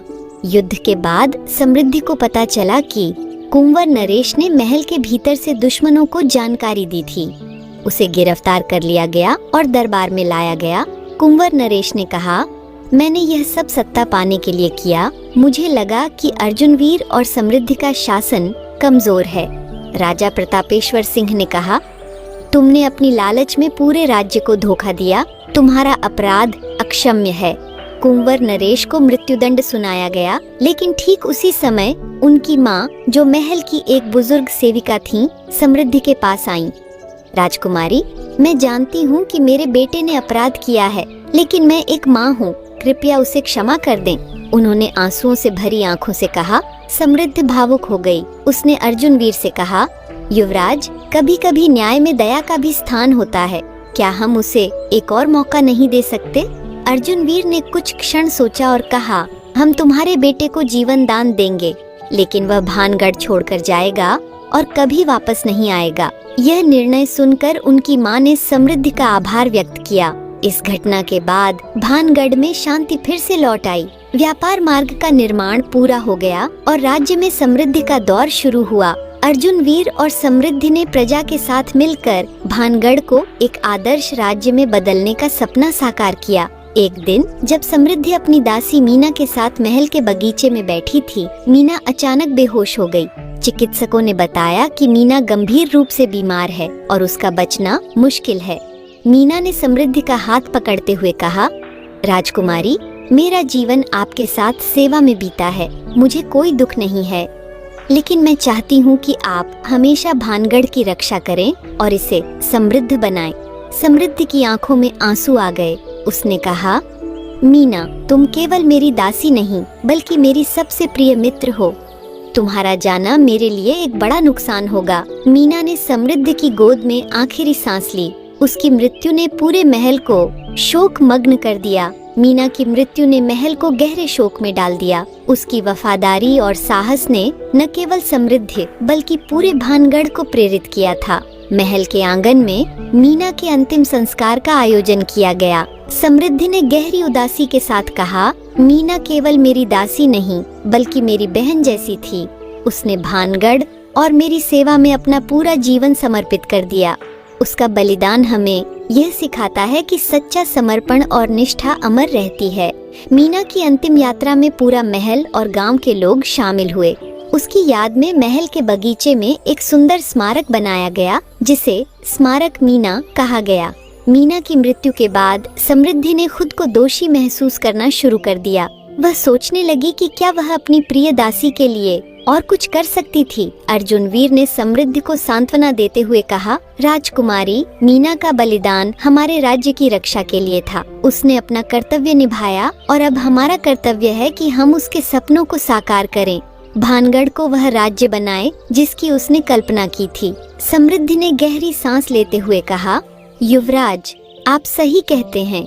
हमें भानगढ़ को इतना मजबूत बनाना होगा कि कोई भी इसे फिर से संकट में न डाल सके। मैं मीना के आदर्शों को हमेशा जीवित रखूंगी। अगले कुछ महीनों में समृद्धि और अर्जुन वीर ने भानगढ़ को एक आदर्श राज्य में बदलने के लिए व्यापक सुधार किए। प्रत्येक गांव में प्राथमिक विद्यालय स्थापित किए गए। शिक्षकों को विशेष प्रशिक्षण दिया गया ताकि वे प्रजा को न केवल पढ़ाई लिखाई बल्कि सामाजिक जागरूकता भी सिखा सकें। महिलाओं की शिक्षा पर विशेष ध्यान दिया गया। हर गांव में एक चिकित्सालय बनाया गया। चिकित्सकों को दूर दराज के क्षेत्रों में भेजा गया ताकि वे बीमार और गरीब लोगों का इलाज कर सकें। महल ने औषधियों और चिकित्सा उपकरणों के आयात के लिए एक विशेष योजना बनाई। समृद्धि ने एक सभा में कहा, भानगढ़ का विकास केवल महल तक सीमित नहीं होना चाहिए। यह हमारी जिम्मेदारी है कि हर नागरिक को शिक्षा और स्वास्थ्य की सुविधाएं मिलें। भानगढ़ की समृद्धि के इन प्रयासों के बीच एक दिन महल के द्वार पर एक रहस्यमयी साधु प्रकट हुआ। उसकी लंबी दाढ़ी, सफेद वस्त्र और गहरी आंखों में एक अद्भुत तेज था। महल के द्वारपाल ने उसे रोकते हुए पूछा, तुम कौन हो और महल में क्यों आए हो? साधु ने शांत स्वर में उत्तर दिया, मैं यहाँ भानगढ़ के युवराज अर्जुन वीर और राजकुमारी समृद्धि से मिलने आया हूँ। मेरा आगमन केवल एक संदेश देने के लिए है। जब यह खबर अर्जुन वीर और समृद्धि तक पहुँची तो उन्होंने साधु को तुरंत महल के सभागार में बुलाया। साधु ने कहा, युवराज और राजकुमारी, भानगढ़ ने कई युद्ध लड़े हैं और कई संकटों का सामना किया है, लेकिन भविष्य में एक ऐसा संकट आने वाला है जो केवल तलवारों से नहीं बल्कि धैर्य और बुद्धिमानी से हल होगा। आपको इस संकट के लिए तैयार रहना होगा। अर्जुन वीर ने आश्चर्यचकित होकर पूछा, यह संकट क्या है और हमें कैसे तैयार होना चाहिए? साधु ने मुस्कुराते हुए कहा, सही समय आने पर आप इसे स्वयं समझेंगे, लेकिन याद रखें, आपकी सबसे बड़ी ताकत आपकी एकता और प्रजा का विश्वास है। साधु यह कहकर चला गया, लेकिन उसके शब्दों ने महल के सभी लोगों के मन में गहरी छाप छोड़ी। कुछ ही महीनों बाद भानगढ़ में एक भव्य उत्सव का आयोजन किया गया। यह उत्सव राज्य की समृद्धि और अर्जुन वीर समृद्धि के नेतृत्व को समर्पित था। महल को दियों और फूलों से सजाया गया। प्रजा ने अपने नृत्य, संगीत और रंगोली के माध्यम से अपनी खुशी का इजहार किया। समृद्धि ने उत्सव में प्रजा को संबोधित करते हुए कहा, भानगढ़ की यह समृद्धि केवल हमारे प्रयासों का परिणाम नहीं है, यह आपकी मेहनत, आपके समर्पण और आपके विश्वास का नतीजा है। यह उत्सव आपका है। अर्जुन वीर ने भी प्रजा का आभार व्यक्त करते हुए कहा, हम वादा करते हैं कि भानगढ़ को हमेशा एक आदर्श राज्य बनाए रखने के लिए हर संभव प्रयास करेंगे। उत्सव के कुछ दिनों बाद भानगढ़ के गुप्तचरों ने जंगल से एक अजीब खबर भेजी। उन्होंने देखा कि जंगल के भीतर कुछ अजनबी लोग एक बड़े खंडहर में रह रहे हैं। गुप्तचर ने अर्जुन वीर को सूचित किया, महाराज, ये लोग किसी बड़े षड्यंत्र की तैयारी कर रहे हैं। उनके पास हथियार और अजीब तरह के उपकरण हैं। अर्जुन वीर ने तुरंत जंगल में जाने का निर्णय लिया। उन्होंने समृद्धि से कहा, यह हमारी जिम्मेदारी है कि हम भानगढ़ के हर कोने को सुरक्षित रखें। मैं इन अजनबियों की मंशा का पता लगाऊंगा। समृद्धि ने कहा, मैं भी आपके साथ चलूंगी। यह संकट केवल आपका नहीं, हमारा है। जंगल के घने पेड़ों के बीच अर्जुन वीर और समृद्धि अपने विश्वसनीय सैनिकों के साथ खंडहर की ओर बढ़े। उनके सामने अज्ञात का डर था, लेकिन अपने राज्य की रक्षा का संकल्प भी। रास्ते में एक गुप्तचर ने अर्जुनवीर को बताया, महाराज, खंडहर में अजनबियों का एक गुप्त शिविर है। उनके पास आधुनिक हथियार और कुछ अजीब उपकरण हैं। वे बड़ी योजना बना रहे हैं। खंडहर के पास पहुंचते ही अर्जुनवीर ने सैनिकों को चुप रहने का आदेश दिया। खंडहर विशाल और डरावना था। टूटी हुई दीवारों और छतों पर समय की मार झलक रही थी, लेकिन इसके भीतर से आ रही हलचल ने उन्हें चौकन्ना कर दिया। अर्जुनवीर ने इशारा किया और सैनिक धीरे धीरे खंडहर के अंदर दाखिल हुए। वहां उन्होंने देखा कि अजनबी लोग एक विशाल मशीन बना रहे थे जो महल की दीवारों को तोड़ने में सक्षम थी। यह दुश्मन हमारी शांति को खत्म करना चाहता है, अर्जुनवीर ने फुसफुसाते हुए कहा। अर्जुनवीर और उनकी सेना ने खंडहर के भीतर छुपकर दुश्मनों पर नजर रखी, लेकिन तभी एक सैनिक की गलती से पत्थर खिसक गया और दुश्मनों को उनकी उपस्थिति का पता चल गया। आक्रमण करो, दुश्मनों ने चिल्लाकर हमला शुरू कर दिया। अर्जुनवीर और उनके सैनिकों ने अपनी तलवारें निकाली और दुश्मनों का सामना किया। खंडहर एक युद्ध भूमि बन गया। समृद्धि ने धनुष से तीर चलाकर कई दुश्मनों को परास्त किया। एक दुश्मन नेता ने अर्जुनवीर पर वार करने की कोशिश की, लेकिन अर्जुनवीर ने अपनी तलवार से उसे परास्त कर दिया। तुम भानगढ़ की शक्ति को समझ नहीं सकते, अर्जुनवीर ने कहा। जैसे ही युद्ध समाप्त होने वाला था, खंडहर के भीतर से एक रहस्यमयी नेता प्रकट हुआ। उसका नाम वजीर खान था, जो अकबर खान का सबसे विश्वास पात्र सेनापति था। वजीर खान ने कहा, अर्जुनवीर, तुमने अकबर खान को हराया था, लेकिन मैं तुम्हें नहीं छोड़ूंगा। यह मशीन तुम्हारे महल को नेस्त नाबूद कर देगी और भानगढ़ फिर कभी खड़ा नहीं हो पाएगा। अर्जुनवीर ने गुस्से में कहा, भानगढ़ को कोई नहीं मिटा सकता। हम अपनी आखिरी सांस तक इसे बचाने के लिए लड़ेंगे। समृद्धि ने मशीन को देखकर कहा, अगर हम इस मशीन को अभी नष्ट नहीं करते तो यह हमारी पूरी राजधानी को तबाह कर सकती है। उन्होंने योजना बनाई कि कुछ सैनिक दुश्मनों का ध्यान भटकाएंगे, जबकि अर्जुनवीर और समृद्ध मशीन को नष्ट करेंगे। अर्जुनवीर ने अपने सैनिकों से कहा, यह हमारी आखिरी लड़ाई है। हम इस मशीन को नष्ट करके ही यहाँ से लौटेंगे। हर सैनिक को अपना कर्तव्य निभाना होगा। युद्ध के दौरान अर्जुनवीर और समृद्धि मशीन के पास पहुँचे। उन्होंने देखा कि यह मशीन एक जटिल यांत्रिक प्रणाली से चल रही थी। अर्जुनवीर ने कहा, हमें इसके मुख्य हिस्से को नष्ट करना होगा, लेकिन यह खतरनाक हो सकता है। तभी अर्जुनवीर का सबसे वफादार सेनापति भैरव ने कहा, महाराज, यह काम मैं करूंगा। मेरे लिए भानगढ़ सबसे ऊपर है। मेरा जीवन आपके लिए न्योछावर है। भैरव ने मशीन के मुख्य हिस्से तक पहुंचने के लिए खुद को जोखिम में डाल दिया। उसने अपने शरीर से मशीन के गियर को जाम कर दिया। मशीन नष्ट हो गई, लेकिन भैरव ने अपनी जान गंवा दी। समृद्धि की आंखों में आंसू आ गए। उन्होंने कहा, भैरव, तुम्हारा यह बलिदान भानगढ़ के इतिहास में अमर रहेगा। तुम्हारी वीरता को कभी भुलाया नहीं जाएगा। खंडहर में दुश्मनों को हराने और मशीन को नष्ट करने के बाद अर्जुनवीर और उनकी सेना महल लौटे। वहां प्रजा ने उनका स्वागत किया। महल के प्रांगण में एक भव्य विजय समारोह आयोजित किया गया। राजा प्रतापेश्वर सिंह ने अर्जुनवीर और समृद्धि की बहादुरी की सराहना की। आज भानगढ़ ने यह साबित कर दिया कि हमारी एकता और साहस हर संकट को हरा सकती है, राजा ने कहा। समारोह के बाद समृद्धि ने प्रजा को संबोधित किया। उसने कहा, भानगढ़ केवल एक राज्य नहीं, यह हमारी आत्मा है। इसे बचाने के लिए हमें हमेशा एकजुट रहना होगा। मैं वादा करती हूँ कि हम भानगढ़ को इतना मजबूत बनाएंगे कि कोई भी दुश्मन इसे हिला नहीं सकेगा। प्रजा ने एक स्वर में कहा, हम आपके साथ हैं, राजकुमारी। भानगढ़ अमर रहे। अगले कुछ महीनों में अर्जुनवीर और समृद्धि ने राज्य को पुनर्निर्माण और सुधार के रास्ते पर आगे बढ़ाया। उन्होंने शिक्षा, स्वास्थ्य और व्यापार में नए आयाम जोड़े। समृद्धि ने राज्य की महिलाओं को सशक्त बनाने के लिए एक विशेष योजना शुरू की। अर्जुनवीर ने सेना को और अधिक मजबूत और आधुनिक बनाने पर ध्यान दिया। महल के ऊंचे झरोखे से खड़े होकर अर्जुनवीर ने समृद्धि से कहा, हमने बहुत कुछ खोया, लेकिन हमने यह भी सीखा कि सच्चा साहस और नेतृत्व क्या होता है। भानगढ़ का भविष्य उज्जवल है और यह सब तुम्हारे नेतृत्व और समर्थन के कारण है। समृद्धि ने मुस्कुराते हुए कहा, यह हमारी प्रजा का प्यार और विश्वास है जो हमें आगे बढ़ने की शक्ति देता है। भानगढ़ सदा के लिए अमर रहेगा। भानगढ़ ने संकटों का सामना किया, लेकिन हर बार अपनी ताकत, साहस और एकता से विजयी हुआ। अर्जुन वीर और समृद्ध के नेतृत्व में यह राज्य न केवल समृद्ध हुआ, बल्कि एक आदर्श राज्य बन गया। मीना के बलिदान से लेकर भैरव की वीरता तक हर घटना ने यह सिखाया कि सच्चा राज्य केवल शक्ति से नहीं, बल्कि प्रेम, निष्ठा और समर्पण से बनता है। भानगढ़ की यह गाथा इतिहास में हमेशा के लिए दर्ज हो गई।